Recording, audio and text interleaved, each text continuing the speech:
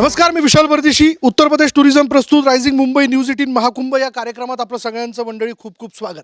आज मंडळी खरं तर आपण एका वेगळ्या सोहळ्याला घेऊन चर्चा करणार आहोत. आपल्याला सगळ्यांनाच माहिती आहे की भारत या देशाबद्दल बोलायचं झालं तर त्याची संस्कृती, त्याचा इतिहास आणि त्यामध्ये पार पडणारे वेगवेगळे सोहळे याबद्दल सबंध जगाला फार मोठं कुतूहल आहे, त्याबद्दल आकर्षण आहे, त्यावरती अभ्यास देखील केला जातो आणि त्यातल्या व्यवस्थापनाबद्दल चर्चा देखील केली जाते. आणि अशाच एका सोहळ्याबद्दल फार मोठी सध्या चर्चा होते आणि शिवाय आतुरता आहे की हा सोहळा केव्हा पार पडतोय. मंडळी, गंगेच्या उगम स्थानापासनं या भारत देशामध्ये जर आपण पाहिलं तर त्याच्या किनारी गंगेला आई म्हणून तिला आईचं स्वरूप देऊन वेगवेगळे सोहळे पार पडतात. आणि असाच एक सोहळा म्हणजे महाभव्य सोहळा म्हणजे कुंभमेळा. हाच कुंभमेळा जो आहे तो उत्तर प्रदेशात प्रयागराज या ठिकाणी त्रिवेणी संगमावरती पार पडतोय. गंगा, यमुना, सरस्वती यांच्या साक्षीने हा सोहळा या ठिकाणी पार पडणार आहे. आणि मंडळी, हा सोहळा पार पडत असताना हे आवर्जून या ठिकाणी सांगायला हवं की भारतवर्षातला अनादी काळापासून सुरू असलेला हा जो सोहळा आहे याला कोणत्याही प्रकारचं आमंत्रण दिलं जात नाही, तरीही कोट्यवधी भाविक या सोहळ्याकरता या ठिकाणी उपस्थिती लावतात. याच विषयाला घेऊन आज आपण चर्चा करणार आहोत, संवाद साधणार आहोत, त्यातल्या संधी आणि शिवाय त्या सोहळ्याचं भव्य स्वरूप याबद्दलचं कौतुक देखील करणार आहोत. मान्यवर पाहुणे आपल्याबरोबर असतील. पण आता तत्पूर्वी हा जो त्रिवेणी संगमावरती महाकुंभमेळा जो पार पडतोय त्याच्या शाही स्नानाच्या तारखा देखील जाहीर झालेल्या आहेत. त्या नेमक्या कोणत्या आहेत त्या आपण PPTच्या माध्यमातून जाणून घेऊयात. मंडळी, जर आपण पाहिलं तर यामध्ये तारखा ज्या समोर येताना दिसत आहेत ज्याबद्दल आवर्जून आपण सगळ्यांनी, भाविकांनी आणि पर्यटकांनी जाणून घेणं फार आवश्यक आहे. यामध्ये पौष पौर्णिमा 13 जानेवारी 2025 रोजी, त्याचबरोबर मकर संक्रांत 14 जानेवारी 2025 रोजी पहिलं शाही स्नान, मौनी अमावस्या या ठिकाणी 29 जानेवारी 2025 रोजी दुसरं शाही स्नान, तर वसंत पंचमी 3 फेब्रुवारी 2025 रोजी तिसरं शाही स्नान, त्याचबरोबर आचाला सप्तमी 4 फेब्रुवारी, त्याचबरोबर माघ पौर्णिमा 12 फेब्रुवारी आणि श्री महाशिवरात्री 26 फेब्रुवारी या दिवशी स्नान जे आहे ते पार पडतं. त्यामुळे कुंभ म्हणजे एक व्यवस्थापन आहे, कुंभ म्हणजे सगळ्यांचं एकत्रीकरण आहे आणि कुंभ म्हणजे एक धर्म परिषद आहे ज्या माध्यमातून आपण आपल्या संस्कृतीतल्या वेगवेगळ्या पैलूंना या ठिकाणी उजाळा देत असतो आणि त्याचं कौतुक करत त्याचा अनुभव देखील घेत असतो. या सोहळ्याच्या माध्यमातून घडणारं जे आध्यात्मिक पर्यटन आहे मंडळी ते फार अजब आहे आणि ज्याविषयी सबंध जगभरातील वेगवेगळ्या लोकांना फार मोठं आकर्षण आहे. म्हणून तर हा सोहळा आपल्या कॅमेऱ्यात टिपण्याकरता बहुतांशी वेगवेगळ्या देशातले फोटोग्राफर्स देखील आवर्जून इथे उपस्थित होत असतात.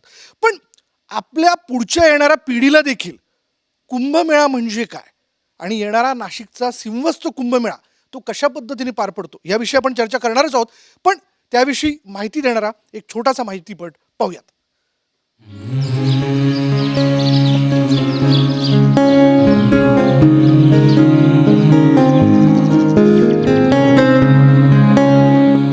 नानी, नानी, हम सब कुंभ क्यों जा रहे हैं? कुंभ संसार का सबसे बड़ा मेला है. तुमने उसकी कहानी नहीं सुनी? नानी, सुना ना इसकी कहानी. सदियों पुरानी है कुंभ की कहानी, जो देवों और असुरों के युद्ध से शुरू होती है. असुर मतलब? राक्षस. हाँ. ओह, असुरों ने आरंभ किया जब देवों का संहार, देवों की सेना में मच गया भीषण हाहाकार. देव डर गए, सरपट भागे, नतमस्तक विष्णु के आगे. भगवन अब तुम बनो सहारा, असुरों ने हमको है मारा. विष्णु बोले जीतना है तो जाओ तुम सब अमृत पी लो, असुरों को जरा झुका डालो, मिलजुल कर सागर. पर इतने विशाल समुद्र का मंथन कैसे किया? मथनी के लिए पर्वतराज मंदराचल को लिया और उसे घुमाने का जिम्मा नागराज वासुकी को दिया. यानी नागदेव बनी रस्सी? मंथन के लिए हुई असुरों और देवों में जम के रस्साकस्सी. रस्साकस्सी, रस्साकस्सी. असुर दैत्य लालच में भर कर देवों के संग सागर मथ कर अमृत की गागर भरमाए और फिर असली रंग में आए. झपटी में अमृत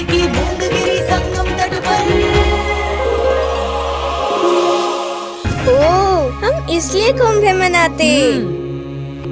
अगले वर्ष की शुरुआत में प्रयाग में महाकुंभ का भी आयोजन किया जाएगा। संयुक्त राष्ट्र द्वारा यूनो की तरफ से कुंभ को मानवता की अमूल्य धरोहर के रूप में मान्यता मिली है।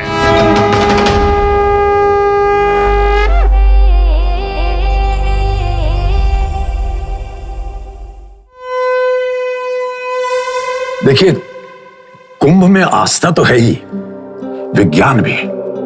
आकाश में विशेष नक्षत्र मिलते हैं तब धरती पर कुंभ होता है। सूर्य और चंद्रमा मकर में प्रवेश करते हैं और उसी समय बृहस्पति वृषभ में प्रवेश करता है तो होता है कुंभ। उस समय संगम में स्नान करना माइंड, बॉडी और सोल एक नई ऊर्जा भरता है। अंदर एक पॉजिटिव एनर्जी भर जाती है, चित्त एकदम प्रसन्न हो जाता है।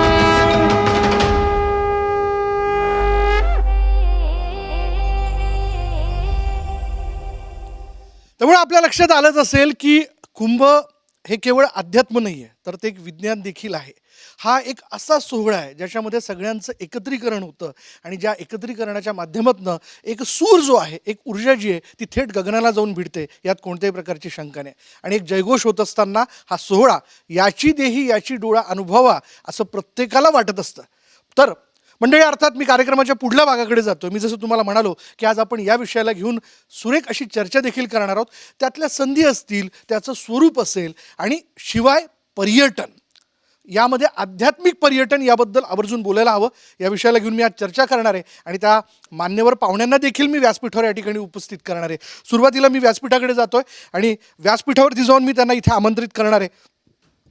आजचा आपला पहिला विषय जो आहे तो म्हणजे अर्थातच महाकुंभातील सुविधा आणि आकर्षण या विषयाला घेऊन आज आपण चर्चा करणार आहोत. मी सुरुवातीला या ठिकाणी व्यासपीठावरती बोलवतोय श्री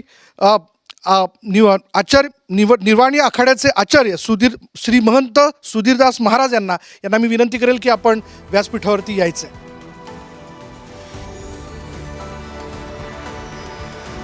शिवाय या ठिकाणी मी उपस्थित करतोय, त्यांना आमंत्रित करतोय MTDCचे डायरेक्टर डॉक्टर BN पाटील, आपण देखील या ठिकाणी व्यासपीठावरती यावं. शिवाय Datta Bhaleraoji, joint secretary Maharashtra tour organiser association, आपण देखील या ठिकाणी व्यासपीठावरती यावं. सगळ्यांचं स्वागत करूयात. ही मंडळी आवर्जून आज वेळात वेळ काढून आपल्या या कार्यक्रमासाठी या ठिकाणी उपस्थित असल्याचं आपण पाहतोय. आणि आज यांच्याबरोबर आपण महाकुंभातील सुविधा आणि आकर्षण या विषयाला घेऊन चर्चा करणार आहोत. सगळ्यात पहिल्यांदा स्वागत.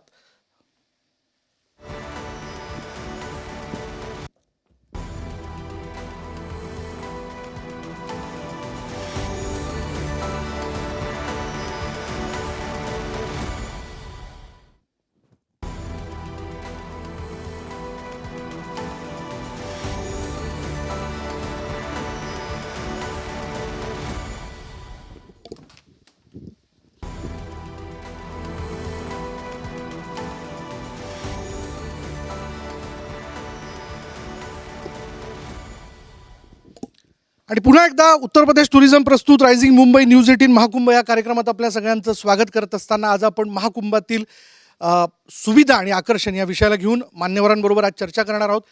आपल्या सगळ्यांचं खूप खूप स्वागत. ओम नमो नारायण. ओम नमो नारायण. जयघोष तर केलाच पाहिजे. कुंभ येतोय आणि कुंभ येतोय म्हणल्यानंतर अर्थात सगळ्यांनाच वेगवेगळ्या गोष्टींची खरं तर आतुरता असते. म्हणतं मी आपल्यापासून सुरुवात करतो. सुविधा आणि आकर्षण याविषयी बोलत असताना येणाऱ्या उत्तर प्रदेशचा कुंभमेळा आणि शिवाय त्याच्या पुढल्या वर्षी पार पडणारा सिंहस्थ कुंभमेळा कसं बघताय आपण? जगामध्ये जे काही सोहळे आज आपण पाहत आहोत त्यामधला मी असं म्हणेल की 2003ला मी नाशिक कुंभमेळ्यामध्ये श्रीमहंत म्हणून माझी घोषणा झाली. 2004ला आमचा जो राज्याभिषेक विधी असतो तो मी त्या ठिकाणी उज्जैन कुंभमेळ्यामध्ये मी श्रीमहंत महामंडलेश्वर झालो. आणि म्हणजे देवदुर्लभ असा मी शब्द तिथे वापरेल. देवदुर्लभ सोहळा म्हणजे देवतांना देखील तो दुर्लभ असावा की काय, किंवा देवता ज्या वेळेला कुंभमेळ्याचं शाही स्नान पाहत असतील तर त्यांना देखील असं वाटत असावं की आम्ही प्रत्यक्ष त्या ठिकाणी यावं. आणि धर्मशास्त्रीय मान्यताच अशी आहे की स्वर्गस्थ असलेल्या संपूर्ण देवता कुंभमेळ्याच्या कालखंडामध्ये त्या धर्मस्थळावरती अवतीर्ण झालेल्या असतात.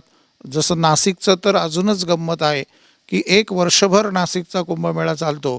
तर आमची अशी धर्मशास्त्रीय धारणा आहे की देवता प्रत्यक्ष तिथे वर्षभर निवासाला असतात आणि त्याचा जो फ्लो आहे, त्याची जी कंटिन्युइटी आहे, त्याचा जो स्पिरिच्युअल आस्पेक्ट आहे, त्याचप्रमाणे त्याची धर्मशास्त्रीय आणि socio economical, socio spiritual, social tourism याचे जर इम्पॅक्ट आपण पाहिजे म्हटले तर तो त्या प्रदेशाच्या इकॉनॉमीपासून तर धार्मिक विषयाला बूस्ट देणारा कुंभमेळ्याचा कालखंड असतो. आणि योगायोगाने तर आता असं झालं आहे की योगी आदित्यनाथ आमच्या संतांमधलेच एक मुख्यमंत्री त्या ठिकाणी आहे. त्यामुळे तिथे काय पाहिजे याचं आम्ही सांगण्याच्या आधीच त्यांच्याकडे सगळं इनपुट असतं. आता संप्रदायातले पहिले मुख्यमंत्री आहे. जी. आणि त्याचप्रमाणे आदरणीय सन्माननीय यशस्वी पंतप्रधान नरेंद्रजी मोदी यांचं सुद्धा इतकं मायक्रो प्लॅनिंग सुरू आहे की जो सब्जेक्ट आज आपण घेतला आहे तो सब्जेक्ट त्यांनी, आपण मुंबई प्रोटेक्ट करतोय, तो संपूर्ण वर्ल्डवर कसा प्रोटेक्ट केला जाईल याकरता आदरणीय पंतप्रधान त्या ठिकाणी काम पाहत आहेत. आणि कुठल्याही पद्धतीचा निधी, कुठल्याही पद्धतीच्या प्लॅनिंगवरती कुठेही अडथळा येणार नाही याचं स्वतः पंतप्रधान नरेंद्र मोदी मॉनिटरिंग करत असतात. आणि आपण आत्ताच पाहिलं असेल की परवा त्यांनी 2100 कोटी रुपये इमिजिएट त्या ठिकाणी दिले. आणि आपल्याला आश्चर्य वाटेल की प्रयाग कुंभमेळ्याचं जे फायनान्शियल बजेट आहे तेच किमान 11,000 कोटी रुपयाचा 11,000 कोटी रुपयाचं बजेट आहे. त्यामुळे त्यामध्ये या सगळ्या गोष्टी इन्क्लूड होऊन इकॉनॉमी बूस्ट पासून तर स्पिरिच्युअल बूस्ट पर्यंत सगळ्याच गोष्टी होतील.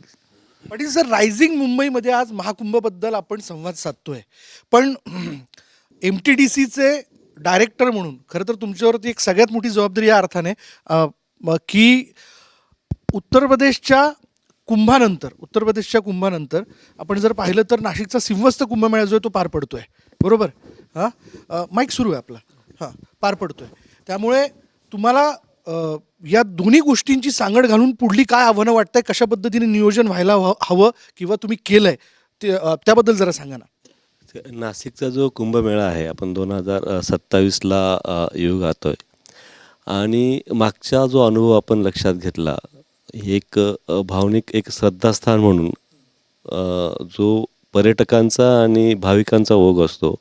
मागच्या वर्षी 2.5 कोटी लोक तिथं उपस्थित होते एका शाही स्नानाला. ओव्हरऑल रेकॉर्ड ब्रेक आहे. आणि या दृष्टीने जे प्रशासनाचं आणि शासनाचं आता नवीन शासन आलंय, माननीय मुख्यमंत्री फडणवीसजी किंवा माननीय पर्यटन मंत्री यांच्या मार्गदर्शनाखाली आत्तापर्यंत जे नियोजन झालं आहे त्यामध्ये की इथं लॉ अँड ऑर्डर व्यवस्थित कसं राहील, सर्व भाविकांना सगळ्या सुविधा कशा प्रकारे चांगल्या पद्धतीने मिळतील, त्यांची सिक्युरिटी कशी असेल, किंबहुना आपण CCTV कॅमेरेज, वायफाय ह्या सुविधा उपलब्ध करून देतो आहे.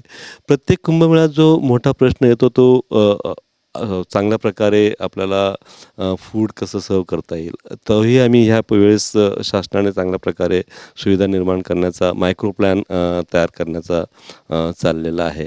आरोग्याच्या ज्या सुविधा आहेत त्या चांगल्या प्रकारे आणि वेळेवर कशा पोहोचतील याचंही सूक्ष्म नियोजन यात करण्यात आलं आहे. आणि आपण जर पर्यटनाच्या दृष्टीने म्हटलं तर सध्या जसं अयोध्या असेल किंवा प्रयागराजचा जो कुंभमेळा चालू आहे त्याच धर्तीवर ते पर्यटक, कारण नाशिकचा कुंभमेळा आहे तो रामायणाशी कनेक्टेड आहे, बरोबर? राम, सीता आणि लक्ष्मण यांनी जे आपण दंडकारण्य जो भाग आहे तो नाशकाचा पूर्वी होता, तिथं जास्तीत जास्त कालावधी त्यांचा जो वनवासातला होता तो या क्षेत्रात आहे. तिथले जे त्यांचे त्यावेळचे जे आपलं हेरिटेज आहे, म्हणजे पंचवृक्ष ज्याला आपण पंचवटी म्हणतो, जे 5 वटवृक्ष आहेत तेही अद्याप आजही तिथं आहेत. त्यांची ती सीता गुंफा असेल, रामकुंड असतील, लक्ष्मण गुफा असेल किंवा कालाराम मंदिर असेल, अजून जे बाकीचे तीर्थक्षेत्र तिथं आहेत ते आपल्याला अयोध्याशी कसं कनेक्ट करता येईल त्या दृष्टीने आपले प्रयत्न चालू आहेत. तिथं आत्ताच माननीय पंतप्रधान मोदी साहेबांनी रामकालपथ म्हणून प्रकल्प आपण तिथं केंद्र शासनाने मान्य केलेला आहे आणि त्याला भरघोस निधीसुद्धा दिलेला आहे. तो रामकालपथ प्रकल्प आपला सिंहस्थ कुंभमेळापूर्वी पूर्ण करण्याचा आमचा मानस आहे.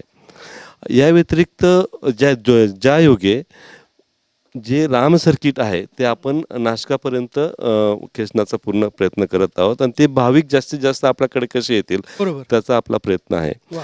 या व्यतिरिक्त जे आपले स्पिरिच्युअल हेरिटेज आहेत नाशिक आणि परिसरात, जसं सप्तशृंगी असेल, जी आपली 3.5 शक्तिपीठापैकी 3.5 शक्तिपीठापैकी एक आहे, शक्तिपीठ, हा. ते आपण सर्व ते स्पिरिच्युअल सर्किट कसं कनेक्ट करून जास्तीत जास्त लोकांपर्यंत सोशो इकॉनॉमिक इम्पॅक्ट आपल्याला चांगल्या पद्धतीने कसा वाढून घेता येईल त्याचाही आपला एक प्रयत्न चालू आहे. बरोबर. दत्ताजी, आपण महाराष्ट्र टूर ऑर्गनायझर असोसिएशनचे जॉईंट सेक्रेटरी आहात. आपल्या पुढे तर एक सगळ्यात मोठं या सगळ्याच्यात आव्हान नाही मी म्हणणार, पण एक संधी असेल तुमच्यासमोर की जो भाविक उत्तर प्रदेशात येतोय तो पुढल्या सिंहस्थ कुंभमेळ्याचा देखील विचार करेल, तिथे आपल्याला उपस्थिती लावायची आहे, शाही स्नानाचा आनंद आपल्याला सगळ्यांना घ्यायचा आहे. या दृष्टीने तो महाराष्ट्र पण फिरेल. मग तुमचं नियोजन कशा पद्धतीने असेल आणि त्यातनं काय काय संधी खरं तर आपल्या राज्यातल्या तरुणांना म्हणा किंवा या क्षेत्रात काम करणाऱ्या लोकांसाठी असू शकतात? या बाबतीत मी एक फार महत्त्वाची गोष्ट नमूद करू इच्छितो. जसं तुम्ही सांगितलं की 4 कोटी लोकांनी एकाच दिवशी व्हिजिट केला. बरोबर. सरांनी सांगितलं मागच्या वेळेस 2.5 कोटी लोकांनी व्हिजिट रेकॉर्ड ब्रेक आकडा होता तो. आता एक साधी गोष्ट लक्षात घ्या की एक आलेला माणूस कमीत कमी 10,000 रुपये तरी खर्च करतो. आता हा गुणाकार करा की 2.5 कोटी लोक येतात तेव्हा ते 10,000 रुपये पर पर्सन खर्च करत असतील आणि एका पर्यटकामुळे कमीत कमी 8 लोकांना रोजगार मिळतो. आपल्या अर्थचक्राला फार मोठी गती मिळणार प्रचंड. आहे. म्हणजे मी तर म्हणेल की ते सिंहराशीत प्रवेश करण्यापेक्षा नाशिककरांना आणि महाराष्ट्राला धनराशीत प्रवेश करण्याची ही संधी आहे. राशीत. वा वा, फार उत्तम ही फार उदाहरण मोठी दिलं तुम्ही. संधी आपल्याला त्या निमित्ताने चालू आली आहे. फक्त आपल्याला त्याचं प्रॉपर ब्रँडिंग करता आलं पाहिजे. महाराष्ट्रभरच नाही, भारतभर आणि भारताच्या बाहेरही जिथे जिथे शक्य आहे. कारण आता आपण बघितलं असेल 4 धामला तुम्ही जर बघितलं, आमचे मित्र सोबत असतात, फार मोठ्या प्रमाणावरती येणारे लोक यायला लागले आणि हे लोक फार मोठ्या प्रमाणावर पैसा खर्च करतात. तर त्या माध्यमातून आपली तयारी जर आपण केली तर महाराष्ट्रातल्या कमीत कमी 10 ते 15 लाख लोकांना असा काही रोजगार मिळू शकतो की त्यांची पूर्ण लाईफची एक हे होऊ शकते, घडी बसू शकते. आणि ह्या माध्यमातून फार मोठ्या प्रमाणात संधी पण रोजगाराच्या माध्यमातून. आणि मी ह्या बाबतीत एक गोष्ट नमूद करू इच्छितो की सरांनी ह्या वर्षीचं जे महाराष्ट्राचं पर्यटन धोरण बनवलं आहे खूप सखोल आणि खूप अभ्यासपूर्वक बनवलं आहे. मी तरुणांना या ठिकाणी तो विषय काढला म्हणून विनंती करेल की त्यांनी जर ह्या पर्यटन धोरणाचा अभ्यास केला तर राज्यातल्या कुठल्याही माणसाला याच्यात कुठल्या ना कुठल्या प्रकारची संधी आहे. तो कोणतंही काम करणारा असो, मग तो रस्त्यावरती वडापावची गाडी लावणारा असो नाहीतर 5 स्टार हॉटेलमध्ये काम करणारा असो, खूप मोठ्या प्रमाणावरती याच्यात संधी निर्माण होणार आहेत. फक्त आपण कसं कॅश करतो त्याच्यावरती हे बऱ्याच गोष्टी अवलंबून आहे. त्याच्यानंतर मग तुम्ही विचारलं तसं की आता परिस्थिती अशी आहे की नाशिक हा परिसर हळूहळू रायझिंग होतो आहे. बरोबर. तर सर्वप्रथम ट्रॅव्हल एजंट्स जे आहेत भारतातली, यांना सुद्धा आधी नाशिकमध्ये काय काय सुविधा आहेत, हॉटेल्स कोणते आहेत, वाहन पुरवठादार कोणते आहेत, रस्ते कसे आहेत, सरांनी सांगितल्याप्रमाणे सर्किट्स कसे तयार होऊ शकतील. तर याच्यासाठी त्यांचा एकदा अभ्यास दौरा आखणं गरजेचं आहे की त्यांना आधी नाशिक आणि महाराष्ट्र कळाला तर मग ही जे सर्किट आहे 5 ज्योतिर्लिंग असतील किंवा ते अष्टविनायक पण एक खूप मोठं सर्किट. तुम्ही बघा आता उत्तराखंडचाच विषय घेऊ, एक खरे धाम आहेत केदारनाथ आणि बद्रीनाथ, पण त्यांनी त्याच्याबरोबर यमुनोत्री गंगोत्री असं प्रमोट केलं की ते खरे 4 धामच असतील असं चित्र तयार केलं. तर अशा बऱ्याचशा गोष्टी असतात की ज्या आपण समोर आणल्या पाहिजे आणि योगायोगाने ब्रँड करणं आवश्यक आहे. ब्रँड करणं आवश्यक आहे. ती जबाबदारी अर्थात शासनाची आहे, शासनाची आहे, एकूणच आपली सगळ्यांची आहे. सगळ्यांचीच आहे. आपण सांगितलंच पाहिजे. बरोबर ना पाटील सर? हां, बरं. त्यासाठी मी सांगेल की जसं मगाशी उल्लेख झाला की महाराष्ट्र पर्यटन धोरण 2024 शासनाने ऑगस्ट 2024मध्येच पर्यटन धोरण जाहीर केलं आहे. या पर्यटन धोरणाचा मुख्य उद्देश आपला आहे की आज आपल्याकडे जवळजवळ 94% जे पर्यटक येतात ते डोमेस्टिक येतात, म्हणजे आपल्या भारतातूनच येतात. आणि त्यांचा जो स्पेंड आहे, जसं मग बोलले की सरासरी एक पर्यटक 10 ते 12 हजार रुपये खर्च करतो आणि परदेशी पर्यटक 24,000 ते 25,000 रुपये खर्च करतो. आणि महाराष्ट्रातला जो त्याचा स्टे आहे तो जवळजवळ 1.5 दिवसाचा आहे. तर आमचं पर्यटन धोरणाचा उद्देशच आहे की जास्तीत जास्त स्टे कसा वाढवेल, म्हणजे एका दिवसावरनं तो 4 दिवस कसा राहील, म्हणजे एक पर्यटक कमीत कमी 25,000 रुपये कसा खर्च करेल. मग त्यायोगे त्याला अकोमोडेशनच्या सुविधा पाहिजे. मग 2 दिवस 4 दिवस राहणार असेल तर त्याला त्या परिसरात, फॉर एक्झाम्पल आपण नाशिक जरी घेतलं बरोबर. तरी नाशिकच्या परिसरात त्याला काय बघायला मिळेल. मग आपले हेरिटेज आहेत, जसं शक्तिपीठ बोललात आपण मगाशी, मग ते कोल्हापूर असेल, पंढरपूर असेल, किंवा आपलं तुळजापूर असेल, बरोबर. इकडं वणी असेल, माहूरची आपली देवी असेल, हे सर्किट आपल्याला स्पिरिच्युअल, म्हणजे जे पर्यटक नाशिकला येणार आहेत त्यांना आपल्याला तिकडे कसं घेऊन जाणार. त्यासाठी आपण फॅमिलीरायझेशन टूर म्हणून एक कन्सेप्ट आपण तयार केला आहे. जे नॅशनल आणि इंटरनॅशनल टूर ऑपरेटर्स आहेत त्यांना आपण इकडं आणतो, त्यांना हे सगळं दाखवतो आधी, आणि त्यांना आपण सांगतो की रिक्वेस्ट करतो, विनंती वजा, की हे आमचे पर्यटनाचे मुख्य मर्मस्थळ आहेत, घटक आहेत, जे आपण तुम्ही जे पर्यटक आणतात किंवा तुम्ही जे भाविक आणतात ते तुम्ही यांना दाखवा, जेणेकरून आपले जे नीज सेंटर्स आहेत, आता महाराष्ट्रात आपल्याला सांगतो बर्फ वगळता आणि वाळवंट वगळता सर्व आहे. आपल्याकडे 720 किलोमीटरचा वाळवंट वगैरे सगळं आपल्याकडे 720 किलोमीटरचा आपल्याकडे समुद्र किनारा आहे. त्यात MMR जो मुंबई जो आहे तो आपला ग्रोथ हब आहे, त्याचाच पर्यटनाचा जो भाग आहे तो 200 कोटीचा आहे, आणि त्याचा जॉब आपला जवळजवळ 5% जॉब जे आहेत ते पर्यटनाद्वारे होत आहेत. तेच आपण जर कोस्टल टुरिझम, आमचं जे पॉलिसी आहे ते कोस्टल टुरिझम आपल्याला कसं वाढवता येईल, त्याच्या लागूनच जे आपले सगळे 350 जे आपले वारसा स्थळ आहेत, शिवाजी महाराजांनी जे किल्ले हे केले, त्याचं जे वास्तुशास्त्र आहे त्याच्यातले त्यांनी जे त्यावेळेस हे केलं आहे, तो बऱ्याच गोष्टी आपल्याला दाखवता येतील. मला कायम असा प्रश्न पडतो की कुंभ काय खुणवतो, म्हणून एवढ्या मोठ्या संख्येनं भारतभरातनं, जगभरातनं भाविक, पर्यटक आणि ज्यांना त्याच्याबद्दलचा अभ्यास करायचा आहे ती लोक येतात. त्याकरता आपण एक धर्मशास्त्रीय श्लोक चर्चेला घेऊया आणि मग तो मी विषद करतो. देवदानव संवादे मध्यमाने महोदधौ उत्पन्नोसी सदा कुंभो विधृतो विष्णुना स्वयं. आपण मगाशी फिल्ममध्ये देखील पाहिलं आणि सर्वांना माहिती आहे की अमृताचं प्राप्तीकरता देव आणि दानव हे एकत्र आले आणि त्यांनी त्या ठिकाणी जे मंथन केलं, तर ते मंथन वैचारिक पण आहे, ते मंथन सामाजिक पण होतं, ते मंथन राजकीय डॉमिनेशन पार्ट ऑफ व्ह्यू, कोण स्ट्रॉंग आहे, कोण बलवान आहे, कोण या त्रैलोक्याचं शासन करणार आहे, याकरता देखील तिथे विचारविनिमय झाला. हा जो कालखंड आपण वर्तमानातले संदर्भ तेव्हाही जिवंत होतेच की एक्झॅक्टली मी आज सकाळी पण त्या विषयावरती बोललो. आणि तिथे जे आमचे भारताची जी धार्मिक परंपरा आहे ती धार्मिक परंपरा 13 आखाड्यांमध्ये विभागली गेली आहे, आणि त्या 13 आखाड्याच्या माध्यमातून जे काही स्पिरिच्युअल सेंटर्स आहेत, जे संत आहेत, महात्मा आहेत, त्यांच्या प्रत्येकाच्या देवता उपासना, या संपूर्ण देवता त्या ठिकाणी घेऊन जे मंत्र अधिष्ठान चालतं, इष्टदेवतांचं पूजन चालतं, आणि त्याचा जसं आता मी काळाराम मंदिराच्या वंशपरंपरागत घराण्याचा 27वा वंशज आहे. बरोबर. म्हणजे माझ्या वडिलांनी, आजोबांनी, पंजोबांनी, खापर पंजोबांनी रामाचीच पूजा केली आहे. सतीश शुक्ल इथे आहेत तर त्यांनी गंगा गोदावरी कपालेश्वराची उपासना केली.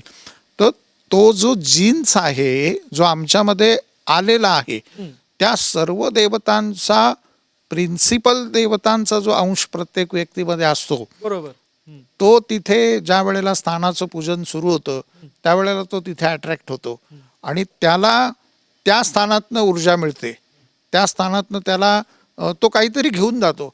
आता माझा एक मित्र अतिशय नास्तिक होता. तो मला म्हणे, मला फक्त एकदा तुझ्याबरोबर तिथे आंघोळीला आणि स्नानाला यायचंय. म्हटलं चल, मला काय हरकत नाही. आणि मला माहिती होतं की हा ज्या वेळेला त्या कुंभमेळ्याच्या गर्दीमध्ये येईल त्यावेळेला याचं ट्रान्सफॉर्मेशन होणार. त्याचं कारण असं आहे की जसं आत्ता उल्लेख झाला, आपण जो हे केला की 2.5 कोटी लोक ज्या वेळेला एकाच वेळेला एकाच थॉटमध्ये एका दिवशी एकाच शाही स्नानाला, लक्षात घ्या, त्यापैकी आपण असं धरू की त्यातले 50% लोक जस्ट आलेले असतात, कोणी म्हणतं नाही नाही कुंभ में तो मैं जिंदगी में मेरे को एक बार स्नान करना है, मला यायचंच आहे. असा विचार करत असताना आपलं जे कॉन्शियस माइंड आहे, अनकॉन्शियस माइंड आहे, कलेक्टिव्ह अनकॉन्शियस माइंड आहे, सब अनकॉन्शियस माइंड आहे, या कॉन्शियस पाची माइंडमध्ये आम्ही त्याला कॉस्मिक अनकॉन्शियस माइंड असं म्हणतो.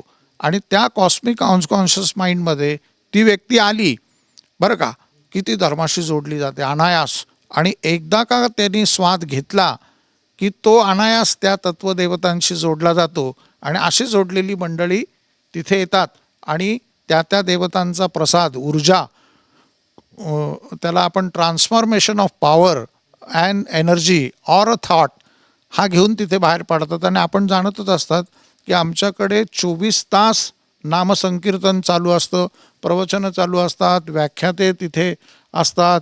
म्हणजे धार्मिक विषयाच्या संदर्भातच मी आत्ता बोलतो, हा हा हा हा मुद्दा माझा आत्ता, की जिथे 24/7 हे धर्माचं संकीर्तन, नामसंकीर्तन, वेदपाठ, हवन, पूजा, सर्व प्रकारच्या तिथे ज्या ऊर्जा सेंटर्स निर्माण होतात त्या अनकम्परेबल आहे. जगात असा कुठे एक्सपेरिमेंटल प्रयोगच झाला नाही. आणि ऋषींनी, देवतांनी आपल्याला हा मार्ग दाखवला. त्या परंपरेचं पायीक होण्याची पात्रता माझ्या अंगी यावी म्हणून मी जसं सदैव प्रयत्न करील अशा आपण प्रतिज्ञेत म्हणतो, तसं आपण त्या ठिकाणी येऊन त्या परंपरा काय आहेत, मला आवडणारी इष्टदेवता काय आहे, त्याचा कृपा प्रसाद पाहून ऐहिक आणि पारलौकिक या दोन्ही विषयामध्ये तुम्ही देवतांचा प्रसाद घ्यावा, त्या स्थानाचं महात्म्याचा प्रसाद घ्यावा आणि आपलं आयुष्य सुखर करावं. हा ऋषींनी दाखवलेला मार्ग आहे, आपण त्याच्यावरती चालावं असं मला परंतु वाटतं. तुमच्या या गोष्टीशी मी बिलकुल सहमत आहे, कारण मी बघितलेलं आहे बहुतांशी तरुण वर्ग या ठिकाणी आजचा हा संवाद ऐकण्यासाठी उपस्थित आहे. खरं तर ज्यांना कुंभमेळा म्हणजे आपण हे फार गमतीशीर वाक्य चित्रपटात ऐकलेलं आहे की कुंभ में बिछडे हुए दो भाई. तर मंडळी खरंच तेवढी गर्दी असते कुंभात, पण ती गर्दी निरर्थक नसते हे तितकंच खरं. आपण जोरदार टाळ्या वाजूयात सगळे खरं त्या मान्यवरांसाठी. मला असं वाटतं टाळी हे सरस्वतीचं वरदान आहे, त्यामुळे तिच्या साक्षीने देखील हा सगळा सोहळा पार पडतो. जसं म्हणतो तुम्ही म्हणालात की ज्या गोष्टीत राम नाही त्यात काय काम, रामाचं स्मरण हे 24 तास होताना कुंभत मी बघितलेलं आहे. अगदी एक हाताची टाळी वाजत नाही असं तिथे म्हटलंय, 2 हात ठेवावे लागतात. पण आमच्याकडे असं आहे की अनाहत म्हणजे एक हात की टाली असं आमच्या संत महात्म्यांमध्ये. मग ते एक हात की टाली क्या है, हां तो म्हणे एक हात की टाली जो है ओम है. म्हणे हां ओम बोलने में कोई गाना बजाना की आवश्यकता नहीं है. हां तर राम भी एक हात की टाली है और ओम भी एक हात की टाली है, बरं. असं मी तिथे सांगितलं. आणि तो अनुभव काय आहे, जसं कबीरांनी सुद्धा त्या संदर्भामध्ये म्हटलं की मन चंगा तो कटोती में गंगा. तुमचं जर मन शुद्ध आहे, तुम्हाला मन शुद्ध करायचं आहे, तर अंतरशुद्धी आणि बाह्यशुद्धी हे 2 प्रकार शुद्धीचे आलेत. तर त्या संदर्भाचे सुद्धा सर्व विषय जसं तुमची कॅपॅसिटी असेल त्या त्या पद्धतीने गुरु परंपरेने ज्या तुम्ही तिथे जोडले जाल, तर मला असं वाटतं की सद्गुरूंच्या मार्गदर्शनाखाली आम्ही सर्व चालत असतो. आता जसं हनुमंतराय आमच्या आखाड्याची देवता आहे, प्रभू रामचंद्र आमच्या आखाड्याची देवता आहे, भगवान श्रीकृष्ण वैष्णव संप्रदायामध्ये आमच्या तिरुपती बालाजी बिलकुल. तर या वैष्णव परंपरेमधला एक भाग, एक शैव परंपरेतला एक भाग, एक शाक्त परंपरेतला एक भाग, एक गाणपत्य परंपरेतला, एक दत्त संप्रदायातला. म्हणजे मगाशी मी जे सांगितलं की भारतात म्हणून जेवढे संप्रदाय आहे त्या संपूर्ण संप्रदायाचं एकत्रीकरण तिथे असतं. आणि तिथे तो ऊर्जा सेंटर जन्माला आलेला असतो आणि तो अद्भुत आहे, अनकम्परेबल आहे. बिलकुल बिलकुल. तो अनुभवालाच लागेल. त्यामुळे कुंभमेळा या गोष्टीचा अनुभव जो आहे एक पर्यटक म्हणून, एक भाविक म्हणून खरं तर आपण घ्यायला हवा.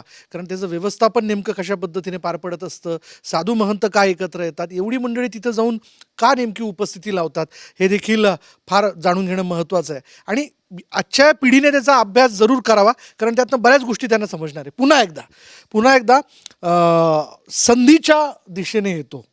संधी जी आहे असं काय म्हणलं जातं की ती संधीला डोळे नसतात, पण आपण ती डोळसपणे हेरायची असते. बरोबर ना. तुम्ही म्हणालात की यात काही ब्रँडिंग करण्याची जबाबदारी जी ती आपल्या सगळ्यांचीच आहे, पण सगळ्यात मोठा वाटा साहेब तुमच्याकडे येऊन पडतो. शासनाचा. बरोबर. काय अपेक्षा व्यक्त करताय? बघा, शासन म्हणजे मी 2 स्तरावर सांगेल. एक तर महाराष्ट्र शासन पण आहे, केंद्र शासन पण आहे. कारण कुंभमेळा हा इतका मोठा सोहळा आहे की राज्य सरकार एकटं त्याला फेस करू शकत नाही. आलं लक्षात. तर मग त्याच्यामध्ये मी सगळ्यात प्रथम सांगेल की एअर कनेक्टिव्हिटी बरं. फार मोठ्या प्रमाणावर आता नुकतंच नाशिकच्या एअरपोर्टला इंटरनॅशनल ची पण परवानगी मिळाली आहे. बरोबर. तर कमीत कमी 5-10 देशांमधनं तरी जिथे जिथे आपले हिंदू लोक जास्त आहेत किंवा भारतीय लोक जिथे जास्त स्थलांतरित झाले, अशा कमीत कमी 10-1 देशांमधनं तरी इंटरनॅशनल फ्लाईट चालू झाल्या पाहिजे. जाणार आहात या कुंभमेळ्याला जाणार आहात उत्तर प्रदेशला बघण्याकरता? येस येस हो हा? हो. काय काय नेमकं तुम्ही ऑब्झर्व करणार आहात याच्यामध्ये? आता ऑब्झर्व करणारे म्हणण्यापेक्षा आमचं ऑब्झर्वेशन हे जवळपास राम मंदिर झाल्यापासून चालू आहे. कारण आमचं कंटिन्यू तिकडे दर महिन्याला एक चक्कर जाणं आहे. हा अयोध्या वाराणसी असं प्रयागराजच्या टूरच्या निमित्ताने आहे. तर हे तुमचे जे फोटो दाखवलेले आहेत तसे तरंगत्या जेट्टी ते तयार करतायत. खूप मोठ्या प्रमाणावरती काम चालू आहे. त्याला लक्षात. आणि आपण जेव्हा म्हणतो की कमीत कमी 2.5 कोटी लोक येतात, आज नाशिकमध्ये 25 लाख लोक राहतात. डायरेक्ट ते 10 पट वाढणार आहेत. तर त्या पद्धतीने मग तुम्ही सुविधा तशा वाढवल्या पाहिजे. मग त्या राहण्याच्या असतो, कनेक्टिव्हिटीच्या असो, रेल्वेची कनेक्टिव्हिटी असेल, एअर कनेक्टिव्हिटी असेल, टेंट्स लाखो हजारो टेंट्स तयार करावे लागतील, रस्त्यांचा विषय आहे. ह्या सगळ्या पद्धतीने शासनाचं काम तर आहेच आहे. पण दुसऱ्या बाजूला एक स्थानिक म्हणून आपण जेव्हा आपण धनाची अपेक्षा करतो तेव्हा आपल्या जबाबदाऱ्या पण आहे. म्हणजे आपण जे घेतोय त्याचा योग्य परतावा पण आपण Yes. दिला पाहिजे. कारण आलेल्या माणसाकडनं जर एक चांगला रिपोर्ट गेला तर कुंभमेळा तर ठीक आहे 12 वर्षांनी येणार आहे. पण पर्यटक हा इतरही पुढचे 11 वर्ष येणार आहे. तर त्या लोकांना अट्रॅक्ट करण्याची किंवा कुंभमेळ्याच्या माध्यमातून जगाला आकर्षित करण्याची ही संधी नाशिकसह संपूर्ण महाराष्ट्राला आहे. आणि धार्मिक टुरिझम आहेच आहे. पण त्याच्यावर आपल्याकडे काय कमी सरांनी सांगितलं एव्हरीथिंग आहे. पाटील सर, तुम्हाला नाही असं वाटत की अयोध्येतलं राम मंदिर त्याचं लोकार्पण झाल्यानंतर पर्यटनाला फार मोठ्या प्रमाणात, म्हणजे आपण म्हणूयात ना की एक वर्तुळ पूर्ण झालं राम मंदिर पूर्ण झाल्यानंतर? बघा ना, म्हणजे तिथं तर लोक आवर्जून उपस्थिती लावत आहेत, पण भाविकांची ही पण एक भावना फार दृढ असते की मी जर नाशिकला गेलो तर मी विदर्भातल्या रामटेकलाही जायला हवं. मग विदर्भातलं रामटेक केलं तर आणखीन रामाची ठिकाणं कुठली आहेत, तिथेही मी जायला पाहिजे. तर ते एक वर्तुळ पूर्ण झालंय असं तुम्हाला वाटतं का? बरोबर आहे. आपण म्हणतात की जसं अयोध्याचं आपण केलं, अयोध्यामध्ये आपण पाहिलं की देशांतर्गत तर होतेच पर्यटक, पण आंतरराष्ट्रीय स्तरावरून सुद्धा पर्यटक मोठ्या प्रमाणात आला आणि त्याचा फायदा महाराष्ट्राला सुद्धा झाला आहे. महाराष्ट्राचा जर आपण पाहिला तर मुंबई हा गेटवे आहे. जे आंतरराष्ट्रीय पर्यटक येतात तर आपल्याकडे जे 12 कोटी पर्यटक मागच्या वर्षी आले त्याच्यातले 15% पर्यटक हे महाराष्ट्रातनं एंट्री करतात. त्यामुळे मोठा आकडा आहे हा. आता आमचं टार्गेट तसं आहे की महाकुंभाचाही फायदा आपल्याला घेता येईल आणि जे एंट्री पॉईंट जे इंटरनॅशनल पर्यटक आहेत म्हणजे इनबाउंड आपण त्यांना टुरिझम म्हणतो ते आपल्याला कसं टॅप करता येईल. मग आम्ही त्याच्यात 4 पद्धतीने केले की ब्रँडिंग आणि मार्केटिंग कसं करता येईल. एक आपण ह्यावेळेस आपण थीम तयार केली की लार्जर दॅन लाईफ, म्हणजे आपल्याकडे जे ॲसेट्स आहेत ते लार्जर दॅन लाईफ आहेत. जसं आपल्याकडे एलोरा केव्ज असतील जे हिंदू केव्ज आहेत, तिथं एलिफंटा बुद्धिस्ट केव्ज आहेत, ते लार्जर आपल्या लाईफ पेक्षा कितीतरी लार्जर आहेत ते. त्यामुळे आपण लार्जर दॅन लाईफ हा एक ब्रँड आपण आता तयार करतोय आणि ते नॅशनली इंटरनॅशनली आपण सगळे जिथून आपले सोर्स आहे टुरिस्टचे तिथं आपण ते प्रमोट करतोय. त्याचप्रमाणे हा झाला ब्रँडिंग आणि मार्केटिंगचा पार्ट. तिथं आपण वेगवेगळ्या एअरपोर्ट्सवर आपली ब्रँडिंग चालू आहे, वेगवेगळ्या रेल्वे स्टेशन्सवर चालू आहे, वेगवेगळे जिथं असे महाकुंभ किंवा वेगवेगळे जिथं राष्ट्रीय आंतरराष्ट्रीय स्तरावरचे G20 सारखे प्रोग्राम असतात तिथेही आपलं ब्रँडिंग आणि प्रमोशन प्रेझेंटेशन चालू आहेत. कॉन्क्लेव्ह होतोय, तो एक पार्ट झाला. दुसरा जो आपण म्हटलं की टूर सर्किट आपल्याला रिंग कशी पूर्ण करता येईल. जसं कुंभ आहे, सिंहस्थ कुंभ आपला येणार आहे, त्याच्यात आपण 3 ते 3.5 करोड पर्यटक आपण किंवा भाविक एक्सपेक्ट करतोय. बरोबर. त्या भाविकांना त्याच्यातले 50% जरी भाविक आपण पूर्ण महाराष्ट्रभर फिरू शकलो तरी इतका इकॉनॉमिक आपल्याला इम्पॅक्ट त्याचा जाणवणार आहे. त्यासाठी आपण एक आपलं 390 जे आपले शिवाजी महाराजांचे किल्ले त्याच्यातलं एक नाशिक सर्किट जरी आपण केलं, अगदी साल्लेर मुल्लेर जो त्यांचा की जिथं फक्त पहिल्यांदाच एक सपाटी भागातली जी शिवाजी महाराजांची लढाई होती, अदरवाईज त्यांनी पूर्ण खिंड आणि या क्षेत्रातच त्यांची गनिमी काव्याने लढाई होती. जी ओपन लँडवरची लढाई होती ती साल्लेर मुल्लेर, जेव्हा सुरत आणि इकडचा मध्य प्रदेशकडनं येणारा जो एंट्री पॉईंट त्यांनी कव्हर केला होता, गनिमांना कसं आपल्याला रोखता येईल, तो ऐतिहासिक वारसा तिथं आहे. ते जे आपण तो ऐतिहासिक वारसा प्लस आपले जे हिल स्टेशन्स आहेत, मग मांगी तुंगी असो, जैन सर्किट आपल्याला कनेक्ट करता येईल, प्लस आपले जे सगळे संप्रदाय तुम्ही कनेक्ट करताय. संप्रदाय हा ज्योतिर्लिंग आहेत, हा. बुद्धिस्ट आपल्याला जे एक सर्किट तयार करता येईल. म्हणजे ज्या व्यक्तीला जिथं श्रद्धा आहे, ज्याची जी आवड आहे, नैसर्गिक जे हिल स्टेशन्स आहेत, आपले 5-6 हिल स्टेशन जे मेजर आहेत, महाबळेश्वर असेल, तोरणमाळ असेल, माचाळ जे कोकणात आहे, इगतपुरी भंडारदरा एक नव्याने एक येत आहे, लोणावळा खंडाळा एक हिल स्टेशन येत आहे. हे सगळे आपल्याला टूर सर्किट आपण वेगवेगळ्या थीम्समध्ये डिवाइड केलेले आहेत आणि ते थीम्स आपण प्रमोट करतोय.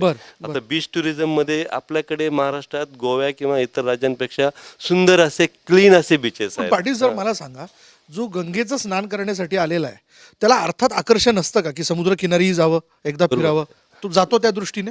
टुरिझमचे 2 आस्पेक्ट आहेत. जसं महंत महोदयांनी मगाशी बोललात की एक जे भावनिक टुरिझम आहे, कुठेतरी मी सबकॉन्शियसली कॉन्शियसली कॉस्मिक एनर्जीशी कनेक्ट होतोय. बरोबर. कॉस्मिक एनर्जी ही जेव्हा कनेक्ट होऊन जाते ना, तेव्हा मग आपण नेचरकडे आपोआपच ओरिएंटेड होतो. मला एक नैसर्गिक ठिकाणी जायचंय, मला शांत राहायचंय, ज्याला आपण वेलनेस टुरिझम म्हणतोय. मग तसे वेलनेस टुरिझम जी आमची नवीन टुरिझम पॉलिसी आहे, त्याच्यात आम्ही प्रायव्हेट पार्टिसिपंटना एनकरेज करतो. आपली लँड असेल, आपण तिथं वेलनेस योगा सेंटर सुरू करा, आयुर्वेदिक जे थेरपी आहे. कारण पूर्वी असं होतं, जसं आम्ही मगाशी चर्चा करत होतो की 61 वय झालं की तो सांसारिक बाबीतनं मुक्त व्हायचा. आता आपण तसं नाही आहे, आपण एंड पर्यंत सांसारिक बाबीमध्ये गुंतलेलो असतो. म्हणजे मनातले जो ट्रेस आहे किंवा जो शरीरावर इम्पॅक्ट, मनावर इम्पॅक्ट आहे, तो कुठेतरी डिट्रेस झाला पाहिजे, तो निघाला पाहिजे, कुठेतरी लाईफ जगता आलं पाहिजे. आणि ते लाईफ जगण्यासाठी जो डिस्ट्रेस होण्यासाठी जे वेगवेगळे ॲसेट्स आहेत, वेगवेगळे रिसॉर्ट्स असतील, वेगवेगळे थीम्स आपण म्हणतोय, त्याच्यावरचं उत्तम औषध म्हणजे पर्यटन आहे. पण म्हणता आपण देशाप्रदेशात जाता, खरं तर राम मंदिराचे पुजारी म्हणून खरं तर आपल्याकडे फार श्रद्धेने बघितलं जातं. त्यामुळे लोक, आम्ही भारतात अमुक ठिकाणी गेलो होतो, तमुक ठिकाणी गेलो होतो, आम्हाला हे जाणवलं की तिथे हे व्हायला पाहिजे, अशा अपेक्षाही किंवा काही मुद्दे ते तुम्हाला बोलून दाखवत असतील. तुमचं काय निरीक्षण आहे ज्यावेळेस परदेशातले व्यक्ती इथं, आपण असा उत्तर प्रदेश म्हणूया, तो दर्शनासाठी इथे येतो, त्याला काय एक्सपेक्ट असतं? म्हणजे NRI असतील, व तो परदेशी भाविक असेल, काय नेमकं?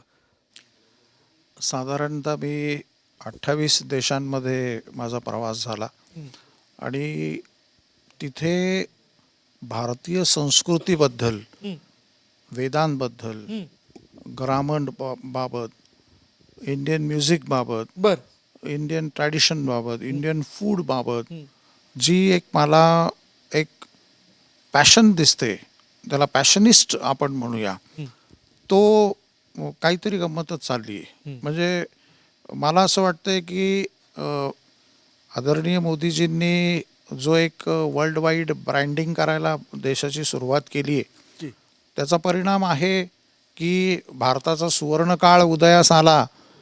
असा कालखंड आहे की 5 ट्रिलियन इकॉनॉमी आपण जे म्हणतोय, या पार्ट ऑफ व्ह्यू जर प्रमोशन्स आणि हे सगळे झाले तर मला असं वाटतं की आपण तर म्हणजे फर्स्ट सेकंडमध्ये सुद्धा येऊ शकतो. मी थोडासा वेगळा विषय मांडला गेला, परंतु पण तुम्ही पॉईंटवर आहात. मला हा मुद्दा तुमचा पटतोय की ब्रँडिंग हे अशा पद्धतीने व्हायला पाहिजे की जेणेकरून देशाप्रदेशातला व्यक्ती हा आकर्षित होईल. मी तेच सांगितलं. पण मग पुढलं आव्हान असतं ते व्यवस्थेच्या संदर्भातलं. तिथे असं आहे की आता सर आम्ही आतमध्ये जेव्हा थोडं कॅमेराईन बोलत होतो त्यावेळेला आज असं झालं की एक कालखंड असा गेला की जिथे आम्हाला प्रशासनाशी झगडावं लागायचं. आता प्रशासन आमच्या दारी आहे. लक्षात घ्या, हा जो बदल घडला, हा म्हणजे मी काही काँग्रेसला किंवा राजकीय बोलत नाही या प्लॅटफॉर्मवर, पण कन्सिडर केलं जाईल. कन्सिडर नाही, आम्हाला कन्सिडर करायच्या आधी त्यांच्याकडे इनपुट्स आहेत. म्हणजे हा जो चर्चा करायची आता नाही, म्हणजे गंमत अशी आहे की आम्ही जे काही संत महात्मे किंवा आमचे जे काही मंडळी त्यावेळेला काम करत होती, तर आम्हाला थोडंसं असं साईड ऑन केल्यासारखं चालायचं.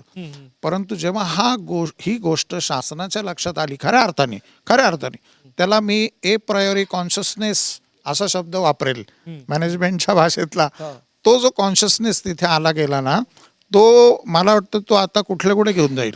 आणि योगायोगाने आज म्हणजे आम्ही प्रशांत सर आणि आम्ही बोलत होतो, गिरीश महाजनांसारखा आमचा पालकमंत्री पाण्यामध्ये उतरून, हो मी त्याला साक्षी आहे, पाण्यामध्ये उतरले. कुशावर्ताच्या पालकमंत्री पाण्यामध्ये उतरून दिवसभर उभे आहे.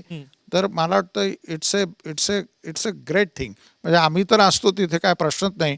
आमचं साई स्नान झाल्यानंतर आम्ही सतीशजी रामकुंडावर उभे असतो आणि सगळ्यांचं स्वागत करतो. महंत इकडं शासन व्यवस्थापन करत असतं, पण सगळ्यात मोठं तुमच्या समोर एक आव्हान असतं महंत म्हणून.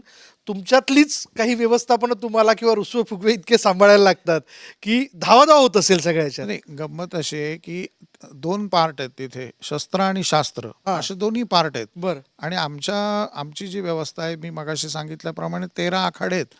आखाड्यांचा अर्थ युद्ध पण होऊ शकतो. आपण कुस्ती कुठे खेळतो? आखाड्यांमध्ये. तर हा जो आहे, आणि तो पूर्वीच्या काळी आता आम्ही ज्या वेळेला महंत होतो त्यावेळेला आमची जी प्रायमरी स्टेज असते, आम्ही बॅटलवरती, आम्ही पहिले नागा होतो, आखाड्याचे नागा होतो, मग महंत होतो, पुजारी होतो, भंडारी होतो, कोठारी होतो, किंवा जे काही अतिउच्च विभूषित सर्व मंडळी. आता मी आलो तर मी डायरेक्ट श्रीमंत म्हणूनच माझी महंताई झाली. तर मला हा सगळा खालचा जो पार्ट आहे, तो नागा जो आहे आमचा, इट्स अ फ्रंट बॅटल. म्हणजे तो पूर्ण शस्त्रांनी युक्त. म्हणजे पूर्वीच्या काळी जर तुम्ही संवाद जे काही भारतावर जी काही मुस्लिम अतिक्रमणं झाली किंवा जे युद्ध लादले गेले, जिथे तिथे धर्मांच्या संरक्षणाचा विषय आला, त्यावेळेला आमच्या आखाड्यांनी प्रचंड युद्ध केलेलं आहे. म्हणजे मथुरा, काशी, अयोध्या या ठिकाणी 500 लढाया. लोकांना असं वाटतं की अरे संतांना एवढं काय इथे पूजनीय आणि यांना काय एवढं मिरवायचं चाललंय. पण त्याचा इतिहास जर समाजाने पाहिला तर आमचे लाखो संत महात्मे जसं सैन्य लढत असताना बळी पडलेले आहेत, तसे आमचे हजारो नागा देशाचं, संस्कृतीचं आणि देवमंदिरांचं रक्षण करण्याकरता बळी पडलेत. तर राजा म्हणून आज जे काही मुख्यमंत्री आहेत हे, त्यांना या सगळ्या गोष्टीची जाण आहे. त्याला एक मोठा प्रचंड पूर्व इतिहास आहे. म्हणजे 45,000 नागा हे मथुरेला ज्या वेळेला, अगदी मी तुम्हाला तारखेचं सांगू शकतो की 13 जानेवारी 1749 साली अब्दाली ज्या वेळेला आला, चाल करून आला, त्या मथुरा लुटत असताना 45,000 नागा कापले गेले.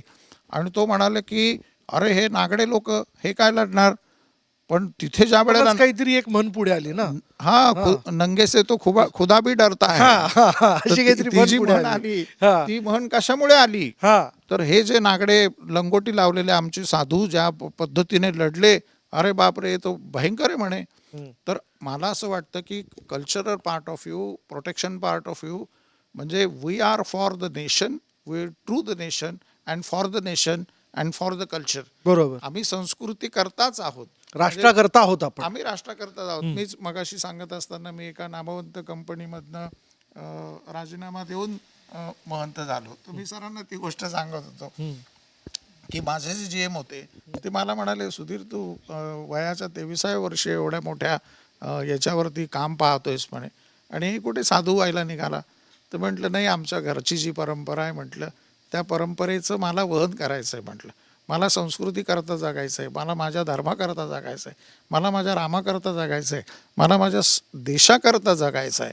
आणि आम्ही संपूर्ण राष्ट्राय स्वाहा, परमपूज्य गोळवळकर गुरुजी जसे म्हणायचे तसं राष्ट्राय स्वाहा. बरोबर. आणि मला असं वाटतं की महंत हेच वहन जे आपल्या संस्कृतीबद्दलचं, त्याचं मंथन जे या कुंभमेळ्याच्या बाबतीत आपल्या आत्ताच्या पिढीने, गेल्या पिढीने, येणाऱ्या पिढीने करणं फार आवश्यक आहे. जाता जाता अगदी थोडक्यात अपेक्षांबद्दल आपण बोललो, पण या सगळ्या याच्यात सगळ्यात महत्त्वाचा मुद्दा आहे की जसं तुम्ही म्हणालात की आपण जे दाम घेतोय त्याच्या बदल्यात सेवाही त्या पद्धतीची दिली गेली पाहिजे. पण गर्दीत काही संधी साधू देखील येतात, आणि ज्यामुळे खरं तर आपल्या सोहळ्याला किंवा माणूस ज्या अपेक्षेने गेलेला असतो त्याला कुठेतरी गालबोट लागतं. तर याबद्दल देखील काम व्हायला हवं असं तुम्हाला वाटतं का? हो, आणि मला असं वाटतं याच्यासाठी युवा वर्गाने खूप मोठ्या प्रमाणात पुढे यायला पाहिजे.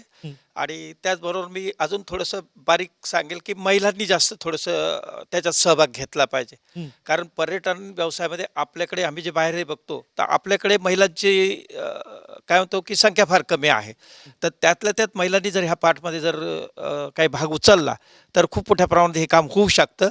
आणि नाही म्हटलं तरी समोर महिला आली की बऱ्याच गोष्टी, अपप्रवृत्ती ह्या त्या तिथं कुठे ना कुठे ती रोखल्या जातात. आणि नाशिकच्या भूमीमध्ये तर ते नक्कीच तेवढी ताकद आहे असं आम्ही स्वतः पण बघितलेलं आहे. आणि राहिला प्रश्न फक्त एक की काही काही गोष्टी आपल्या असून बाहेर जास्त त्याचं प्रमोट झालं, तसं त्यांच्या मुद्द्यातलं एक बाजू. थोडक्यात पाटील सर काय अपील करतात? मी हेच अपील करेल की जसं महिलांचं असेल, महिला सक्षमीकरणासाठी आम्ही पर्यटन एंटरप्रेनरसाठी आम्ही आई म्हणून योजना सुरू केली आहे. जिथं महिला लोन घेऊ शकतात, त्याचा इंटरेस्ट गव्हर्नमेंट पे करतं. टुरिझम पॉलिसीमध्ये पण वेगवेगळे आम्ही इन्सेंटिव्ह दिलेत. अगदी महिला असतील, टूर ऑपरेटर्सला आपण तिथं इन्सेंटिव्ह देतो आहे. कोणाला रिसॉर्ट्स बांधायचं असेल, कोणाला ॲग्रो टुरिझम बांधायचं असेल, कोणाला होमस्टे करायचं असेल, की कोणाला अगदी छोटीशी टुरिझम इंडस्ट्री टाकायची असेल, तरी पण गव्हर्नमेंट त्यांना इन्सेंटिव्ह देतं आहे.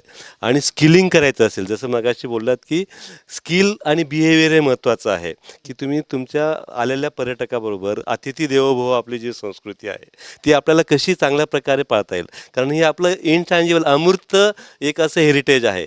ते हेरिटेज आपल्याला कसं जपता येईल. कुंभसुद्धा एक अमूर्त हेरिटेज आहे. किंवा आपले जे वेगवेगळे कल्चर आहेत, मग गणेश उत्सव असेल, वेगवेगळे सण आहेत, दीपोत्सव असेल, हे अमूल्य आपले असे अमूर्त हेरिटेज आहेत, इनटँजिबल हेरिटेज आहेत. त्यांचा आपण जास्तीत जास्त हे करावा. आणि आपल्या पर्यटकाला, जेव्हा एखादा पर्यटक येतो, आपली संस्कृती त्याच्यावर कशी इम्बाईब करता येईल याचा प्रयत्न करावा. आपण कसे चांगल्या प्रकारे त्याच्याशी वागू याचा प्रयत्न करावा. बिलकुल. आपल्या तिघांचे खूप खूप धन्यवाद. या परिसंवादात आपण सहभागी झालात.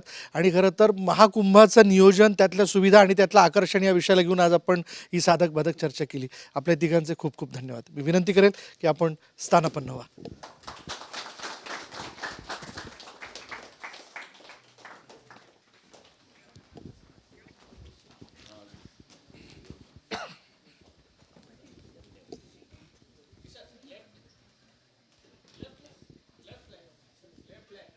तर उत्तर प्रदेश टुरिझम प्रस्तुत रायझिंग मुंबई न्यूज 18 महाकुंभ या कार्यक्रमात पुन्हा एकदा आपलं सगळ्यांचं स्वागत करत असताना कार्यक्रमाच्या पुढल्या भागात आपण जाणार आहोत.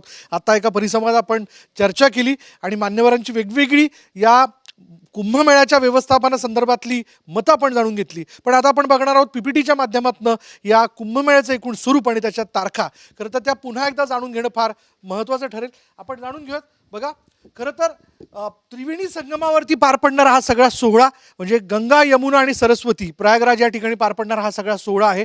आणि या सोहळ्याच्या निमित्ताने लाखो कोट्यवधी भाविक खरं तर इथे येत असतात. आणि जसं मी तुम्हाला म्हणालो की पौष पौर्णिमा 13 जानेवारी 2025, मकर संक्रांत 14 जानेवारी 2025, पहिलं शाही स्नान जे त्या ठिकाणी पार पडतं आहे. आणि याचबरोबर खरं तर कुंभचं व्यवस्थापन हा देखील एक फार मोठा आव्हानाचा विषय असतो. पण आत्तापर्यंत पार पडलेल्या कुंभाच्या सगळ्या अनुभवातनं शासन याचं यथोचित नियोजन करण्याचा प्रयत्न जे ते कायम करत असतं. आणि आपण जर बघितलं तर गेल्या वेळी नाशिकच्या सिंहस्थ कुंभमेळ्याच्या एका शाही स्नानाला 2 कोटीपेक्षाही अधिक भाविक जे ते एका शाही स्नानाला आलेले होते. त्यामुळे यंदाचा आकडा जो आहे तो उत्तर प्रदेशच्या एकूण कुंभमेळ्यातला तो 4 ते 4.5 कोटींच्या आसपास जो तो व्यक्त केला जातोय. विहंगम असं दृश्य जे आहे ते उत्तर प्रदेशच्या या सगळ्या किनारी म्हणजे त्रिवेणी संगमावरती खरं तर बघायला मिळतं. आणि हे दृश्य बघत असताना लाखो भाविक मोठ्या श्रद्धेने या ठिकाणी आलेला असतो. खरं तर अविवेकाकडनं विवेकाकडे जाण्याचा सोहळा म्हणून महाकुंभमेळ्याकडे, या कुंभमेळ्याकडे बघितलं जातं. एक ऊर्जितावस्था या ठिकाणी प्राप्त करायची आणि थेट पुढे जायचं आणि एक वेगळा अनुभव घ्यायचा, हा एक भाव जो आहे तो प्रत्येक भाविकाच्या मनात असतो. आपण जर इथेही जर बघितलं तर अर्थात मौनी अमावस्या 29 जानेवारी 2025 रोजी दुसरं शाही स्नान या ठिकाणी पार पडणार आहे. आणि या महाकुंभामध्ये जर आपण पाहिलं तर लाखो भाविक आपल्या वाडवडिलांच्या नावाने वेगवेगळ्या पूजा देखील करतात. शिवाय आपल्या पुढल्या पिढीला कुंभमेळा म्हणजे नेमकं काय, साधू महंत इथे कुठल्या अनुषंगाने कुठल्या उद्देशाने उपस्थित होतात याबद्दलची माहिती देण्याकरता आवर्जून इथे उपस्थित होतात. शाही मिरवणुका हे सगळ्यात मोठं आकर्षण असतं. शैव आणि वैष्णवांचं मिलन म्हणून देखील या कुंभमेळ्याकडे बघितलं जातं. त्यामुळे शैव आणि वैष्णवांच्या मिलनामध्ये आपण देखील सहभागी व्हावं आणि या शाही स्नानाचा आनंद घ्यावा, या सगळ्या सोहळ्याला डोळे भरून बघावं ही प्रत्येकाची इच्छा असते. म्हणून तर पिढ्यानपिढ्या अगदी आजीपासून आईपर्यंत, आईपासून मुलांपर्यंत, मुलींपर्यंत, पुढल्या पिढीपर्यंत या कुंभमेळ्याबद्दलच्या अनेक कथा ज्या आहेत त्या सांगितल्या जातात. त्याचं महत्त्व जे ते पटवून दिलं जातं. म्हणून मंडळी, मी जसं म्हणालो सुरुवातीला की हा एकमेव असा सोहळा या जगातला की ज्याला खरं तर कुठलंही आमंत्रण न देता कोट्यवधी भाविक आवर्जून उपस्थित होत असतात. कुठल्याही आमंत्रण पत्रिका द्यायची गरज पडत नाही मंडळी. म्हणून हा सगळा ओम नमो नारायणचा जयघोष होत असताना या ठिकाणी आपण देखील यावं, या सोहळ्याचा अनुभव घ्यावा. वसंत पंचमी 3 फेब्रुवारी 2025 रोजी तिसरं शाही स्नान जे त्या ठिकाणी पार पडेल. शिवाय अचला सप्तमी 4 फेब्रुवारी, माघ पौर्णिमा 12 फेब्रुवारी, महाशिवरात्री 26 फेब्रुवारी, अशा सगळ्या तारखा आहेत. म्हणून तर या तारखांच्या अनुषंगाने जर आपण पाहिलं तर भाविक मोठ्या संख्येने येतात, कोट्यवधी संख्येने येतात आणि यामध्ये परदेशी भाविक देखील, परदेशी पर्यटक देखील आवर्जून येत असतात. मला तर नवल वाटतं की उज्जैनच्या कुंभमेळ्यात मी ज्यावेळेस गेलेलो होतो तेव्हा मला लंडनमधली एक व्यक्ती जी आहे ती या कुंभमेळ्यावरती PhD करण्यासाठी आणि त्याचा अभ्यास करण्यासाठी इथं आल्याचं मला कळालं. आणि शिवाय एक व्यक्ती तर मला अशी भेटली की या कुंभाच्या निमित्ताने अभ्यास करत असताना होळकर्स ऑफ महाराष्ट्र या टायटलला घेऊन देखील ती PhD करत होती. म्हणून मंडळी, केवळ हे साधू संतांचा म्हणून मेळा नाही आहे, तर मंडळी हा आहे द्वैताकडून अद्वैताकडे जाण्याचा एक भाव. आणि या भाविकांच्या या श्रद्धेच्या या सगळ्या भावामध्ये जर आपण पाहिलं तर दान पुण्य तर होत असतंच, पण पूजाविधी पार पडत असताना त्यातली संस्कृती आणि त्या संस्कृतीचं महत्त्व जे ते पुढल्या पिढीपर्यंत पोहोचवण्याचा एक प्रयत्न जो आहे तो आवर्जून या ठिकाणी केला जातो. चला, मी जसं म्हणालो की याबद्दलची जास्तीत जास्त माहिती जी आहे ती सगळ्यांपर्यंत पोहोचली पाहिजे. खरं तर बऱ्याच वेळेस असं होतं की या सोहळ्यामध्ये साधू महंत येतात असं आपण सरळ ढोबळमानाने म्हणत असतो, पण हे लक्षात घेतलं पाहिजे की शैव आणि वैष्णव अशी दोन पंथातले जे महत्त्वाचे साधू मंडळी आहेत, त्यांचे जे आखाडे आहेत, ज्यांनी धर्म संरक्षणासाठी धाव घेतली होती, युद्ध केलेली होती, ती सगळी मंडळी किंवा त्यांचे संस्कार स्वतःमध्ये प्रतिबिंबित करून ती सगळी मंडळी जी आहेत ती या मेळ्यामध्ये सहभागी झालेली असतात. चला बघूयात आणखीन याविषयी माहिती देणारी काही पुढली एव्हीज. मुझे 2-3 बार कुंभ जाने का सौभाग्य मिला है. जब जब गया हूं वहां से अचंभित होकर ही लौटा. इतने सारे लोग भक्ति और आस्था के लिए एक साथ एक जगह. मानवता का ये महोत्सव सच में अद्भुत होता है. आपको पता है यूनेस्को ने भी कुंभ को मानवता की अमूर्त सांस्कृतिक धरोहर माना है. हमारे पूरे देश के लिए ये बड़े गर्व की बात है.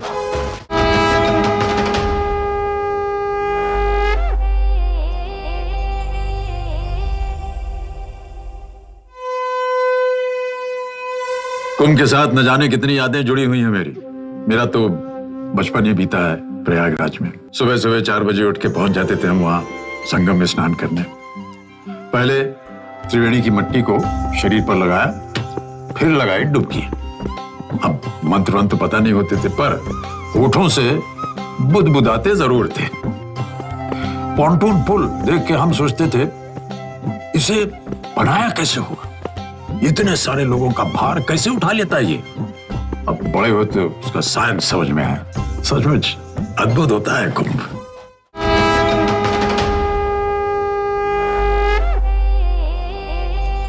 तर महाराज अमिताभ बच्चन यांनी देखील या कुंभमेळ्याबद्दलचं आपलं कुतूहल व्यक्त केलेलं आहे, व्यवस्थापनाबद्दल भाष्य केलं की एक महाकुंभ कुठल्याही शहरात पार पडत असताना फडकं फिरवावं तसं त्या शहराचं स्वरूप जे ते बदलतं आणि हे बदललेलं स्वरूप त्यातल्या सोयीसुविधा याचा लाभ जे आहेत ते भाविक पर्यटक घेत असतात. आणि त्यातनंच खरं तर आपल्या या कुंभाबद्दलचा एक संदेश किंवा त्याचं कौतुक जे ते जगभरात केलं जातं. चला, मी आता आजच्या या कार्यक्रमातल्या पुढल्या परिसंवादाला हात घालतोय आणि अर्थात आध्यात्मिक पर्यटन आणि त्यातली संधी याविषयी बोलत असताना काही उपप्रश्न देखील या ठिकाणी उपस्थित होतील, ज्याची उत्तरं देण्याकरता मान्यवर मंडळी आज आपल्याबरोबर इथं उपस्थित आहे. सगळ्यात पहिल्यांदा मी या डायसवरती आमंत्रित करतोय तीर्थपुरोहित महासंघाचे राष्ट्रीय उपाध्यक्ष सतीश शुक्ल यांना.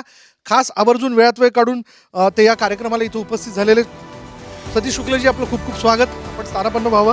पुढे मी या ठिकाणी आमंत्रित करतोय महाराष्ट्र टूर ऑपरेटर असोसिएशनचे जॉईंट सेक्रेटरी तुषार सणस. तुषारजी, आपलंही खूप खूप स्वागत.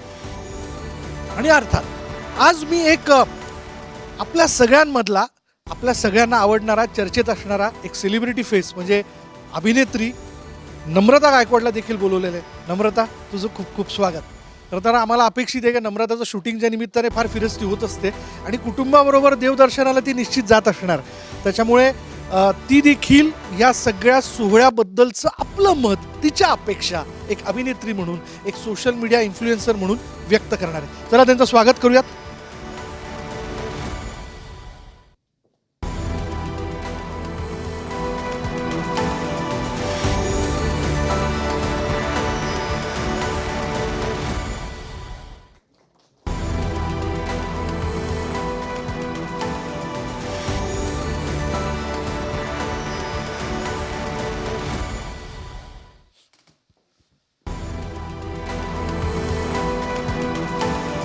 अर्थात आपापले माईक आपण घेऊयात आणि आपल्या पुढल्या परिसंवादाला सुरुवात करूया.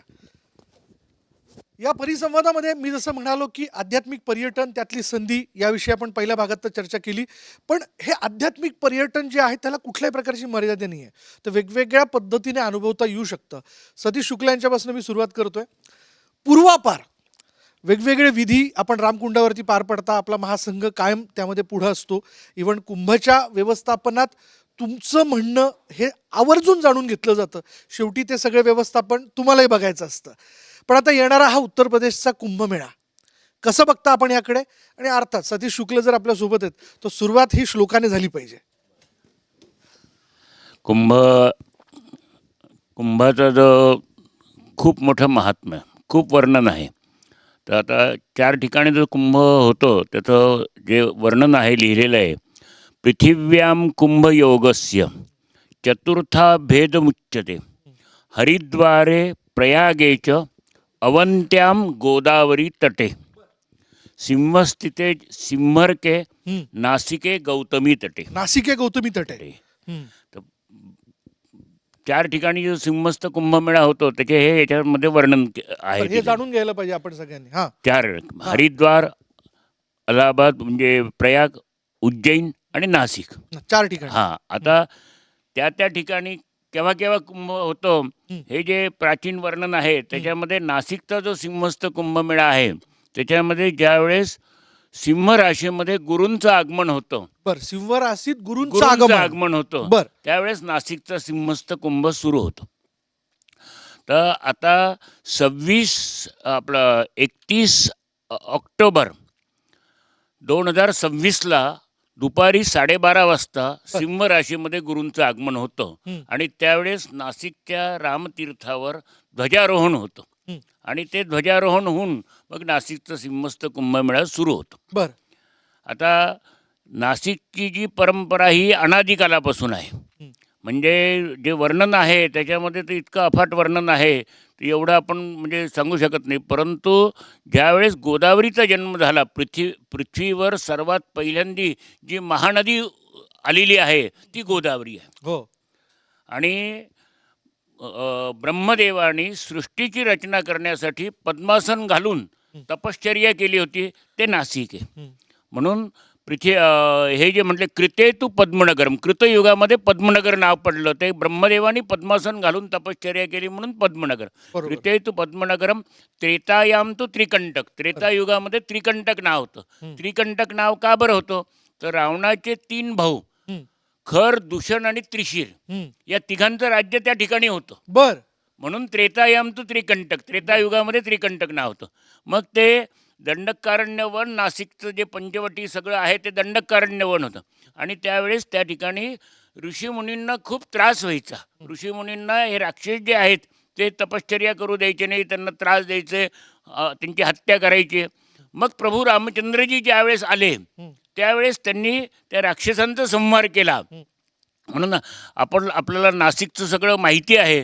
तर आपल्या इथे तिवंदा नावाचं चौक आहे जिथे भद्रकाली मंदिराच्या खाली. बरोबर. तिवंदा का, तर हे जे त्रिकंटक होते अच्छा, त्या तिघांचा वध केला म्हणून तिवंदा. तो तिवंदा चौक. तिवंदा चौक. तिवंदा चौक. हां. हा. तर अशा प्रकारचं त्रेतायम त्रिकंटकम द्वापारे तू जनस्थानम. बरं. द्वापार युगामध्ये जनस्थान नावाने सर्वदूर प्रसिद्ध झाले.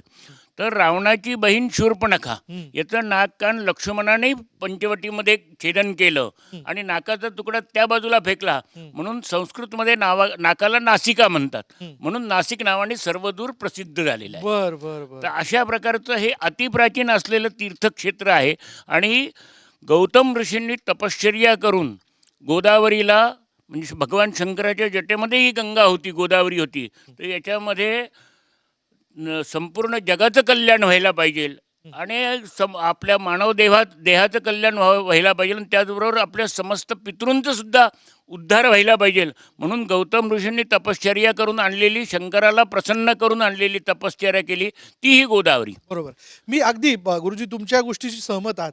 कारण समाजशास्त्राचा किंवा एकूणच या समाज व्यवस्थेचा अभ्यास करत असताना कायम असं म्हटलं जातं की जिथून जिथून गोदावरी गेली, गंगा गेली, पुढे जाऊन तिची वेगवेगळी नावं पडली. मग ती सरस्वती असेल, यमुना असेल, वेगवेगळी नावं जी तिला पडली. आई तर एकच आहे, पण तिथं तिथं वसाहती तयार झाल्या. कारण जगण्याकरता पाणी हे फार महत्त्वाचं होतं आणि त्या अनुषंगाने सगळ्या वसाहती निर्माण झाल्या. पण तिथं उत्सव देखील जपल्या गेले. तर उत्तर प्रदेशपासूनच जर या कुंभमेळ्याची सुरुवात आपण करतोय थेट नाशिकपर्यंत, या कनेक्टिव्हिटीकडे आपण कसं पाहता? ही कनेक्टिव्हिटी जी आहे आता आता टुरिझम क्षेत्रामध्ये जे यंगस्टर लोकांचं जे योगदान आहे ते जे वाढत चाललं ना, म्हणजे त्याच्यासाठी गव्हर्नमेंटने ब्रँडिंग केली पाहिजे. जसं जे मागच्या भागामध्ये सांगितलं गेलं की हे ब्रँडिंग झालं पाहिजे. किंवा आता नाशिकचा तुम्ही जो पार्ट बोलताय की ज्या आता येणाऱ्या पुढच्या 6 वर्षामध्ये त्या ठिकाणी परत अर्ध कुंभमेळा होणार आहे. तो त्याच्यासाठी गव्हर्नमेंटनी सर्वात जास्त काम आहे ॲक्च्युली याच्यामध्ये गव्हर्नमेंटचंच आहे की तुम्ही त्याच्यासाठी कनेक्टिव्हिटी किंवा उपाययोजना ज्या आहेत किंवा त्या कशा तुम्ही राबवताय. कारण की आपल्याकडे नाशिकमध्ये टूर ऑपरेटर संघटनेवरती तुम्ही काम करता, बरोबर. काय काय अपेक्षा व्यक्त करतात tourist तुमच्याकडे? अपेक्षा अशा आहेत की खास करून स्पिरिच्युअल टुरिझम करत येस असतात. येस येस डेफिनेटली त्या ठिकाणी ज्या छोट्या छोट्या ज्या आवश्यक गोष्टी आहेत म्हणजे वॉशरूम्स आपण जो बोलतो, हा, बेसिक बेसिक गोष्टी ज्या बेसिक गोष्टी. बेसिक गोष्टी म्हणजे आता ॲक्च्युली मी सर्वात जास्त काम आम्ही देवदर्शन याच्यावरतीच करतो. बर तर बर मी भारतभर पूर्ण सगळ्या देवस्थान ठिकाणी गेले 15 वर्ष फिरतो. सगळे मी फक्त त्या ह्याच्यात सेक्टरमध्ये काम करतो आणि मी बेसिकली 7 ते 8 महिने उत्तराखंड या ठिकाणी पण असतो. म्हणजे काश्मीर पासून कन्याकुमारी पर्यंत पूर्ण. देवदर्शनाचे जे काही टूर सर्व म्हणजे पूर्ण ईस्ट वेस्ट नॉर्थ वेस्ट सगळे त्या ठिकाणी जेवढेही देवस्थान आहेत ना, की आपल्याकडे ज्या फॅसिलिटी आहेत त्याच्यामध्ये आपल्याला डेव्हलपमेंट करणं गरजेचं आहे. कारण की या ठिकाणी तुमच्याकडे महाराष्ट्रामध्ये की कोणता एखादा पर्यटक बाहेरून तुमच्या या ठिकाणी येतोय तर त्या देवस्थानाबद्दल त्यांना गोष्टी माहिती आहेत, बट तुम्ही ज्या सुविधा पुरवता त्या जास्त अपग्रेड होणं गरजेचं आहे. बिलकुल, त्यावरती आवर्जून लोक बोलतात. Yes definitely. ते जेव्हा त्यांच्या ठिकाणी जाणार, ज्या ठिकाणी लोकांना तू त्याबद्दल काही गोष्टी सांगतील तर त्या गोष्टीमध्ये हा या ठिकाणी अशा अशा सुविधा आहेत किंवा ह्या सगळ्या आहेत आणि बाकी त्याच्याबद्दल आपल्याकडे जेवढी देवस्थानं आहेत तर त्याचं प्रमोशन करणं किंवा त्याचं महत्त्व.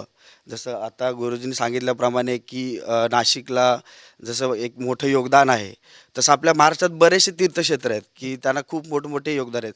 जसं पंढरपूरची आपली वारी होते, ही 10 वर्षापूर्वी त्या वारीला फक्त आपली महाराष्ट्रातील लोकच सहभागी होत होती. हो, पण पण बाहेरून आता देश परदेशातून लोक येतात. सो ब्रँडिंग म्हणजे तुम्ही या म्हणजे पर्यटन दृष्टिकोनातून मी तुम्हाला सांगतोय की तुम्ही त्याची ब्रँडिंग कशी करू शकता आणि ब्रँडिंग प्लस त्याचं जे महत्त्व आहे ते लोकांसमोर कसं मांडू शकता हे महत्त्वाचं आहे. बरोबर, अगदी बरोबर. ह्या गोष्टी महत्त्वाच्या. नम्रताकडे येतो.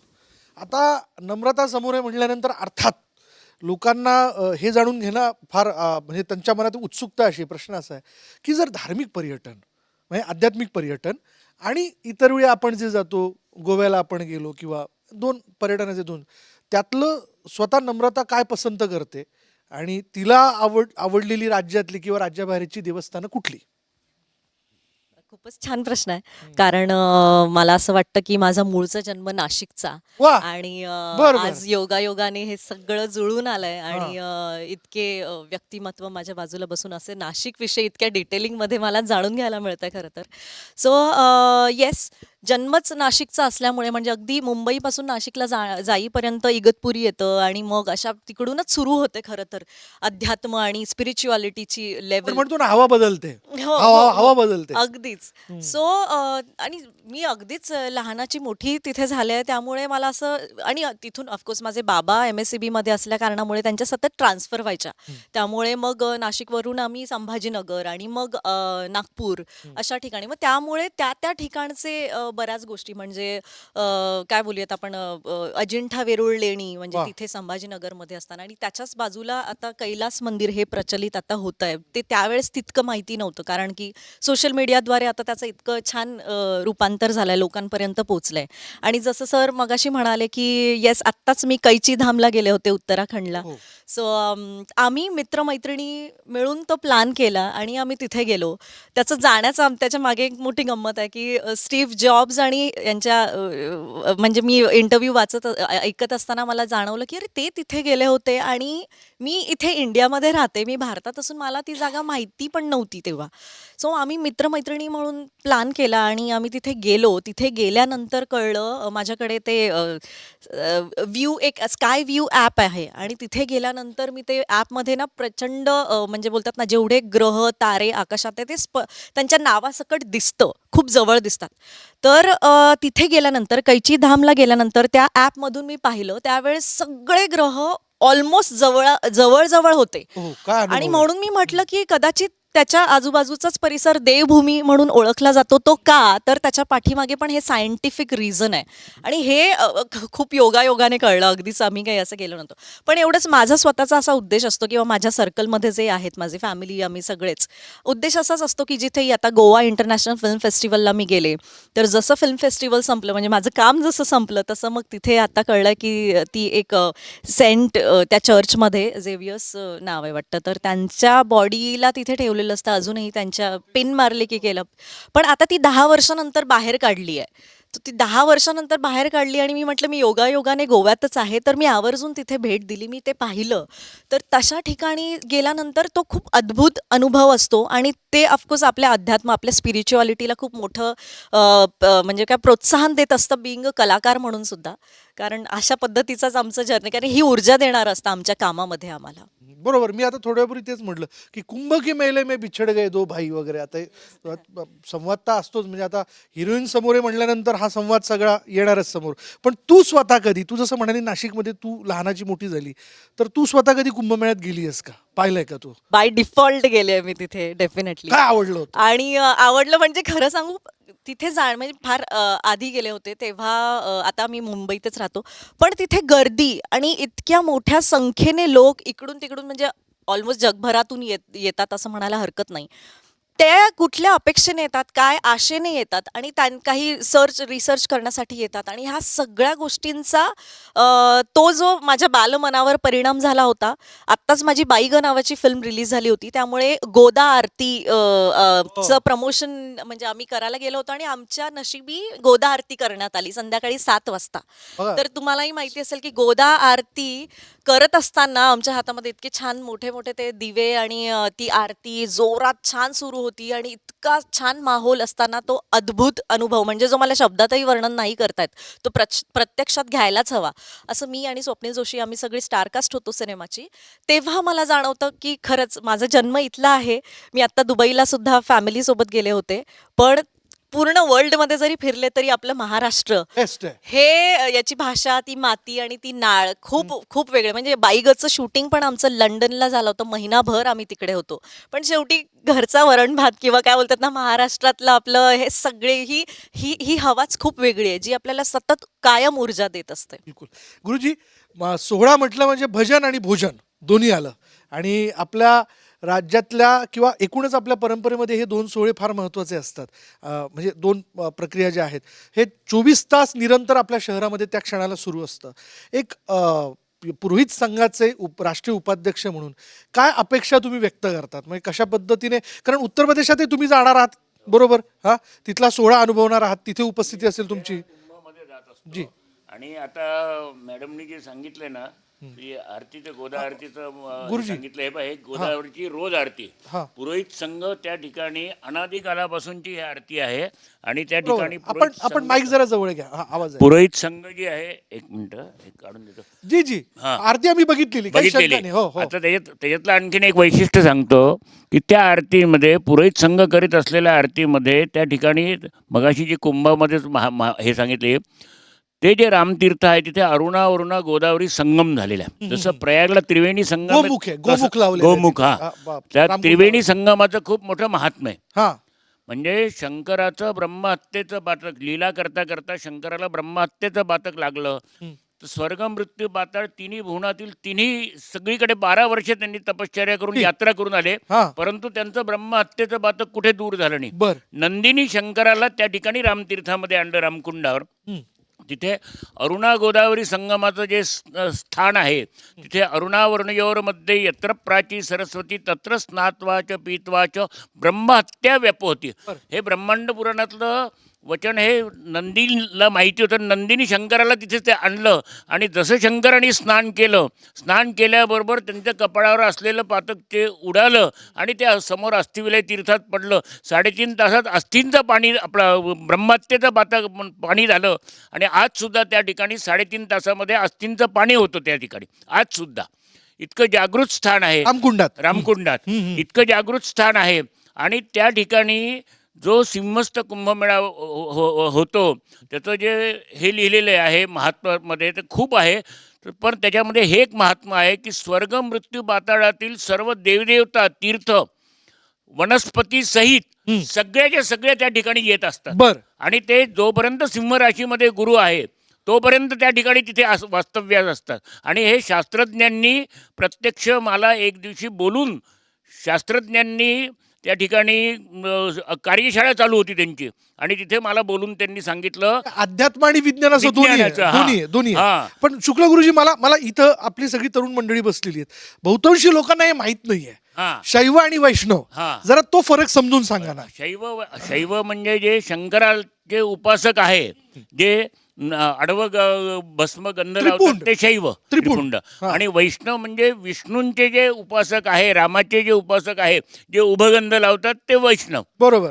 पण खरं तर असं आहे की म्हणजे आता हे आपण पुढच्या याच्यामध्ये आलो आहो याच्यामध्ये, पण खरं तर सर्वात मोठा शैव आणि वैष्णव खरे एकच आहे. आणि रामतीर्थावर शैव वैष्णवांचे स्नान अनादिकालापासून होते. आणि प्रत्यक्ष कपालेश्वराचं जे महात्मा लिहिले त्याच्यामध्ये असं दिलेले की रामाचं आणि शंकराचं हे त्या ठिकाणी भेट झालेली आहे. आणि रामाने शंकराला सर्वात मोठा हे मानलेलं आहे भक्त म्हणून, आणि शंकराने याला मानलेलं आहे कोणाला, याला रामाला. तर तो शिवपुराणामध्ये असं आलेलं आहे की पार्वतीने ज्यावेळेस शंकराने रामाला नमस्कार केला तिथे याला, तर त्यावेळेस पार्वतीने विचारलं की तुम्ही देवादिदेव महादेव आहात आणि तुम्ही एका सामान्य याला नमस्कार करतात की जो आपली पत्नी म्हणजे सीतेचं हरण झालेलं होतं ना, हे सीतेचा शोध करी होते राम, तर अशा याला तुम्ही कसं काय नमस्कार करता. तर तिथे शंकराने पार्वतीला सांगितलं असं कर म्हणे, तू सीतेचं स्वरूप घे आणि त्यांच्या पुढे जा आणि सीता म्हणून जा, ते लगेच काय होतं बघ म्हणे. पार्वतीने सीतेचं स्वरूप घेतलं आणि रामापुढे गेले. रामापुढे गेल्यानंतर रामाने तिला जगन्माता म्हणून नमस्कार केला. आणि हे सगळं वर्णन शिवपुराणामध्ये पंचवटीमधले आहे. हे सगळं एवढे वेगवेगळे रेफरन्सेस खरं तर नाशिक बद्दलचे मंडळी सापडतात. त्याच्यामुळे बघा की आपण ते आकर्षण घेऊन किंवा या सगळ्या गोष्टीला उजाळा देण्याकरता एकदा का होईना या सगळ्या गर्दीत गेलं पाहिजे आणि त्याचा अनुभव घेतला पाहिजे.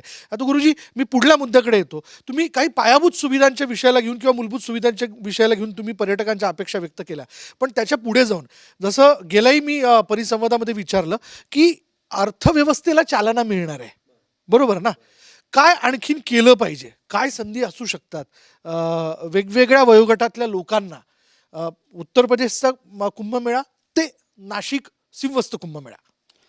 अच्छा, ह्या मेन तर आता मॅडमनी जसं सांगितलं त्याप्रमाणे ते कैचीधामला उत्तराखंडमध्ये गेले होते, त्यांना त्या जागेबद्दल समजलं होतं. त्याप्रमाणे जसं आपल्याला आता सर बोलले की गोदावरीची जी आरती होते, आता त्याप्रमाणे की फेमस आरती सगळ्यांच्या मनामध्ये आहे की हरिद्वारमध्ये हरकी पोळीला जी गंगा आरती होते, तर त्याप्रमाणे ह्याचं आपलं प्रमोशन आपण किती करतो बरोबर या ठिकाणी की नाशिक गोदावरी आरतीचे प्रमोशन की म्हणजे की या ठिकाणी या घाटावरही म्हणजे आपण जी आरती करतो की भरपूर परंपरागत ती आरती चालत आलेली, तशी जशी उत्तराखंडमध्ये आहे. मग ही आरती आपण ह्या ठिकाणी त्याचं प्रमोशन कसं करू शकतो. आणि त्या ठिकाणी ज्यावेळेस कुंभमेळा तुमचा एक 6 वर्षानंतर जेव्हा अर्धकुंभमेळा, मला एक सांगा की आता याच्या सगळ्या बैठका सुरू होतील, एक टूर ऑपरेटर संघटनेचे सेक्रेटरी म्हणून, जॉईंट सेक्रेटरी म्हणून तुमची अशी काय अपेक्षा आहे का की या सगळ्या बैठका होत असताना भाविकांना बाहेरून इथे घेऊन येणं किंवा इथून त्यांना बाहेर घेऊन जाणं, या विषयाला घेऊन तुम्ही कसं काम करावं किंवा तुमच्या काही शासनाकडनं अपेक्षा असू शकतात ना, याविषयी तुम्हाला बोलवलं जावं किंवा तुम्हाला विश्वासात घेतलं जावं असं तुम्हाला वाटतं का? ऑब्व्हियसली, कारण कसं आहे की कनेक्टिव्हिटी जी तुम्हाला पाहिजे, रोड ट्रान्सपोर्ट. आता नाशिकमध्ये तुम्ही बोललं की आत्ता रिसेंटली नाशिकला इंटरनॅशनल एअरपोर्ट म्हणून मान्यता मिळाली, बट त्याची एअर कनेक्टिव्हिटी तेवढी नाही ॲज पर द मुंबई. तर तुम्ही त्या ठिकाणावरून लोकांना कसं ट्रान्सफर करू शकता, त्या अकॉर्डिंगली तुमच्याकडे बस सुविधा किती आहेत. काय सूचना असू शकतात सूचना म्हणजे की तुमच्याकडे ज्या कनेक्टिव्हिटी बस सुविधा आहेत त्या नसतील तर तुम्ही खाजगी जे ऑपरेटर आहेत ज्यांच्याकडे चांगल्या चांगल्या प्रतीच्या, कारण की तुम्हाला जर इंटरनॅशनल लोकांना किंवा एक चांगल्या लोकांना की तो जो तुमच्याकडे जो लोकांचा येणार आहे क्राऊड. आता उत्तर प्रदेशच्या कुंभमेळ्याला जाताय तुम्ही? डेफिनेटली माझं स्वतःचे तिकडे 45 टेंट्स. होय ना, होय ना.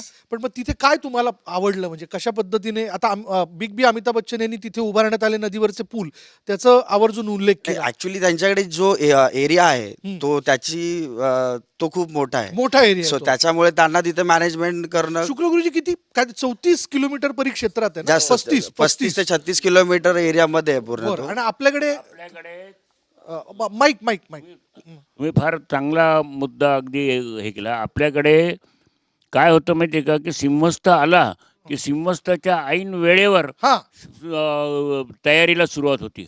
आणि आम्ही गेल्या 3-4 सिंहस्थापासून प्रत्यक्ष या ठिकाणी जसं उत्तर प्रदेशामध्ये हजारो मैल जमीन ही ऑलरेडी गव्हर्नमेंटला रेडी मिळती. आज आपल्याकडे दुर्दैवाने तशी जमीन नाही आहे. आपल्याकडे तपोवनामध्ये जो एरिया आहे त्या ठिकाणी सुद्धा खूप मोठ्या प्रमाणामध्ये कन्स्ट्रक्शन होऊन राहिलेलं आहे. बरोबर. तर आम्ही शासनाला हे सांगितलं होतं गेल्या 3 सिंहस्थापासून आम्ही म्हणतोय. त्यावेळेस जे कलेक्टर आणि हे होते त्यांनी आपल्या अभिप्रायात सुद्धा लिहून ठेवलेलं आहे की कमीत कमी 500 एकर जागा ही कायमस्वरूपी गव्हर्नमेंटने आपल्या पैशाने घेतली पाहिजे. आणि 11 वर्ष रामायणातील जे तिथे प्रसंग घडलेले आहेत ते दाखवा आणि 12व्या वर्षी सिंहस्थामध्ये सर्व आखाड्यांना आणि जनतेसाठी त्या ठिकाणी हे करा, नियोजन करा. तुम्हाला असं वाटतं की अयोध्येमध्ये जे राम की पेढी करण्यात आलेलं आहे तिथे लेझर शो केला जातो रोज सायंकाळी, तशा पद्धतीचं काही आपल्या सिंहस्थ कुंभमेळ्याच्या दृष्टीने नाशिकमध्ये व्हायला हवं? व्हायलाच पाहिजे. पर्यटकांचं आकर्षण ठरू शकेल. हो, हे व्हायलाच पाहिजे. आणि एवढे रामायणातले प्रसंग घडलेले अयोध्येनंतर दुसरं जे स्थान आहे ते नाशिकचं आहे. बरोबर. म्हणजे शूर्पणखेचं नाक कान छेदन झालं, पुढे रामायण जे घडत गेले, इथून जे जटायू आहे, जटायूने रावणाला अडवलं होतं, त्याचे पंख कापले गेले, आपल्या इगतपुरीजवळ कावणाईजवळ ते क्षेत्र आहे. तर असे जे रामायणातले प्रसंग घडलेले आहे ते प्रसंग सगळे तिथे दाखवले गेले पाहिजे. जमीन पहिल्यांदा मुख्य शासनाने या कामासाठी घेतली पाहिजे. काय होतं माहिती का, की अगदी 11th आवरला तुम्ही घेतला ना त्याच्यात सगळे एनर्जी वेस्ट गव्हर्नमेंटची तिथे होती. तुम्हाला आत्तापासून चर्चेत विश्वासात घेतलं पाहिजे. पण नम्रता, ज्या नाशिकमध्ये रामाला वनवास घडला तिथं पर्यटनाचा वनवास संपला पाहिजे असं तुलाही वाटतं का? खरं तर मगाशी सर म्हणाले ना की तपोवनाच्या दृष्टीने म्हणजे ते प्रमोशन व्हायला पाहिजे. मला आधी त्याच्याविषयी बोलावंसं वाटतं की माझं वंशवेल सिनेमाचं शूटिंग तपोवनात आम्ही करत होतो. आणि तिथे गेल्यानंतर मला तिथल्या बारकावे आणि डिटेलिंग कळलंय बिंग नाशिककर म्हणून. तर तेव्हा मला हे म्हणतात ते असं सर म्हणतात तसं जाणवलं की की ते काही फक्त कुंभमेळा येतोय तेव्हाच ते सुरू होतं आणि तोपर्यंतच त्याचं प्रमोशन होतं आणि तेव्हा पुरतंच करतंय. म्हणजे ते टेम्पररी आहे.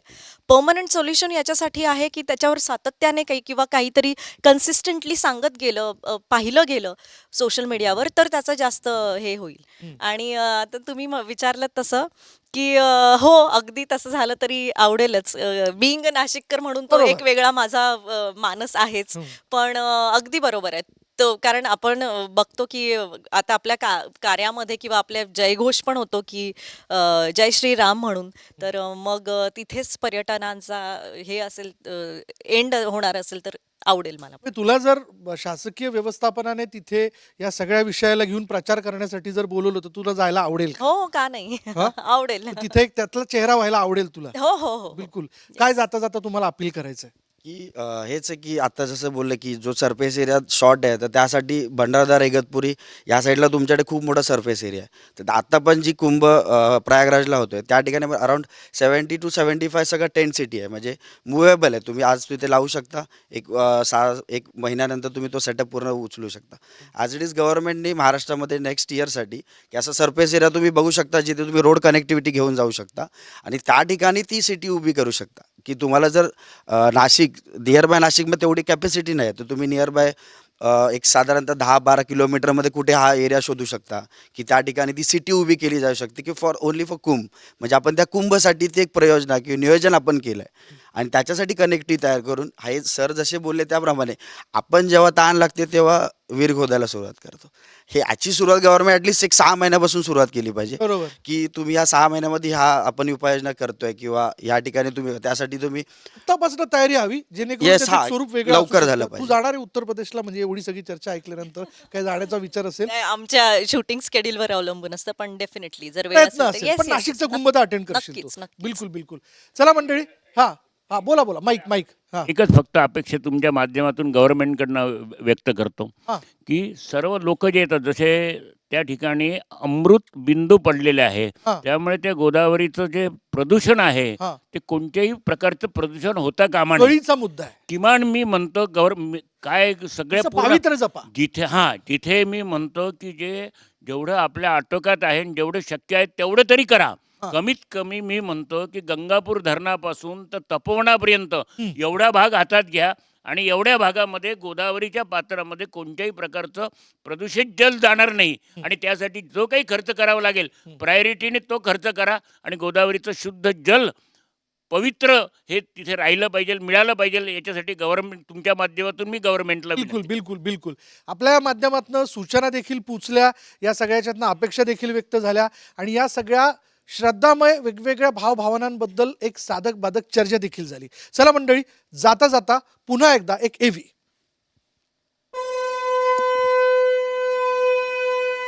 प्रयाग में एक से एक अद्भुत चीजें देखने को मिलती हैं, जैसे वहां की हनुमान की प्रतिमा. अब हनुमान जी की प्रतिमाएं तो कई देखी होंगी आपने, पर प्रयागराज जैसी नहीं देखी होगी. लेटे हुए हनुमान जी हैं वहां पर. संगम के पास जो किला है उसके पास ही है ये मंदिर.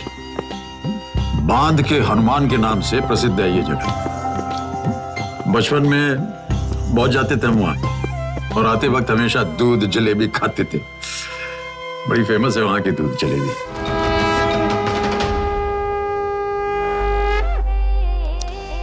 तर हा सगळा श्रद्धेचा वेगवेगळा भाव अशाच पद्धतीने यापुढे चर्चेतनं प्रत्यक्ष व्यक्त होत राहणारे आपल्या तिघांचे खूप खूप धन्यवाद.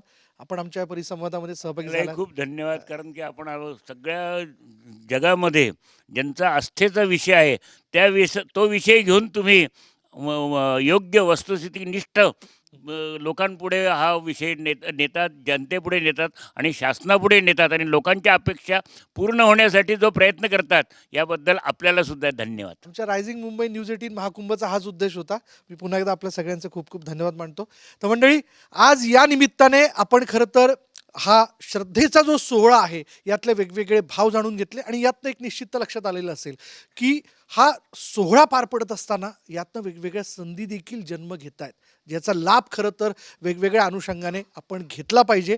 त्यातले सकारात्मक लाभार्थी आपण होऊयात आणि हा सोहळा अधिक चमकदार ऊर्जादायी कसा होऊ शकेल या दृष्टीने प्रयत्न करूयात, असंच जाता जाता मी म्हणेल. इथेच थांबूयात. पहा फक्त न्यूज 18 लोकमत.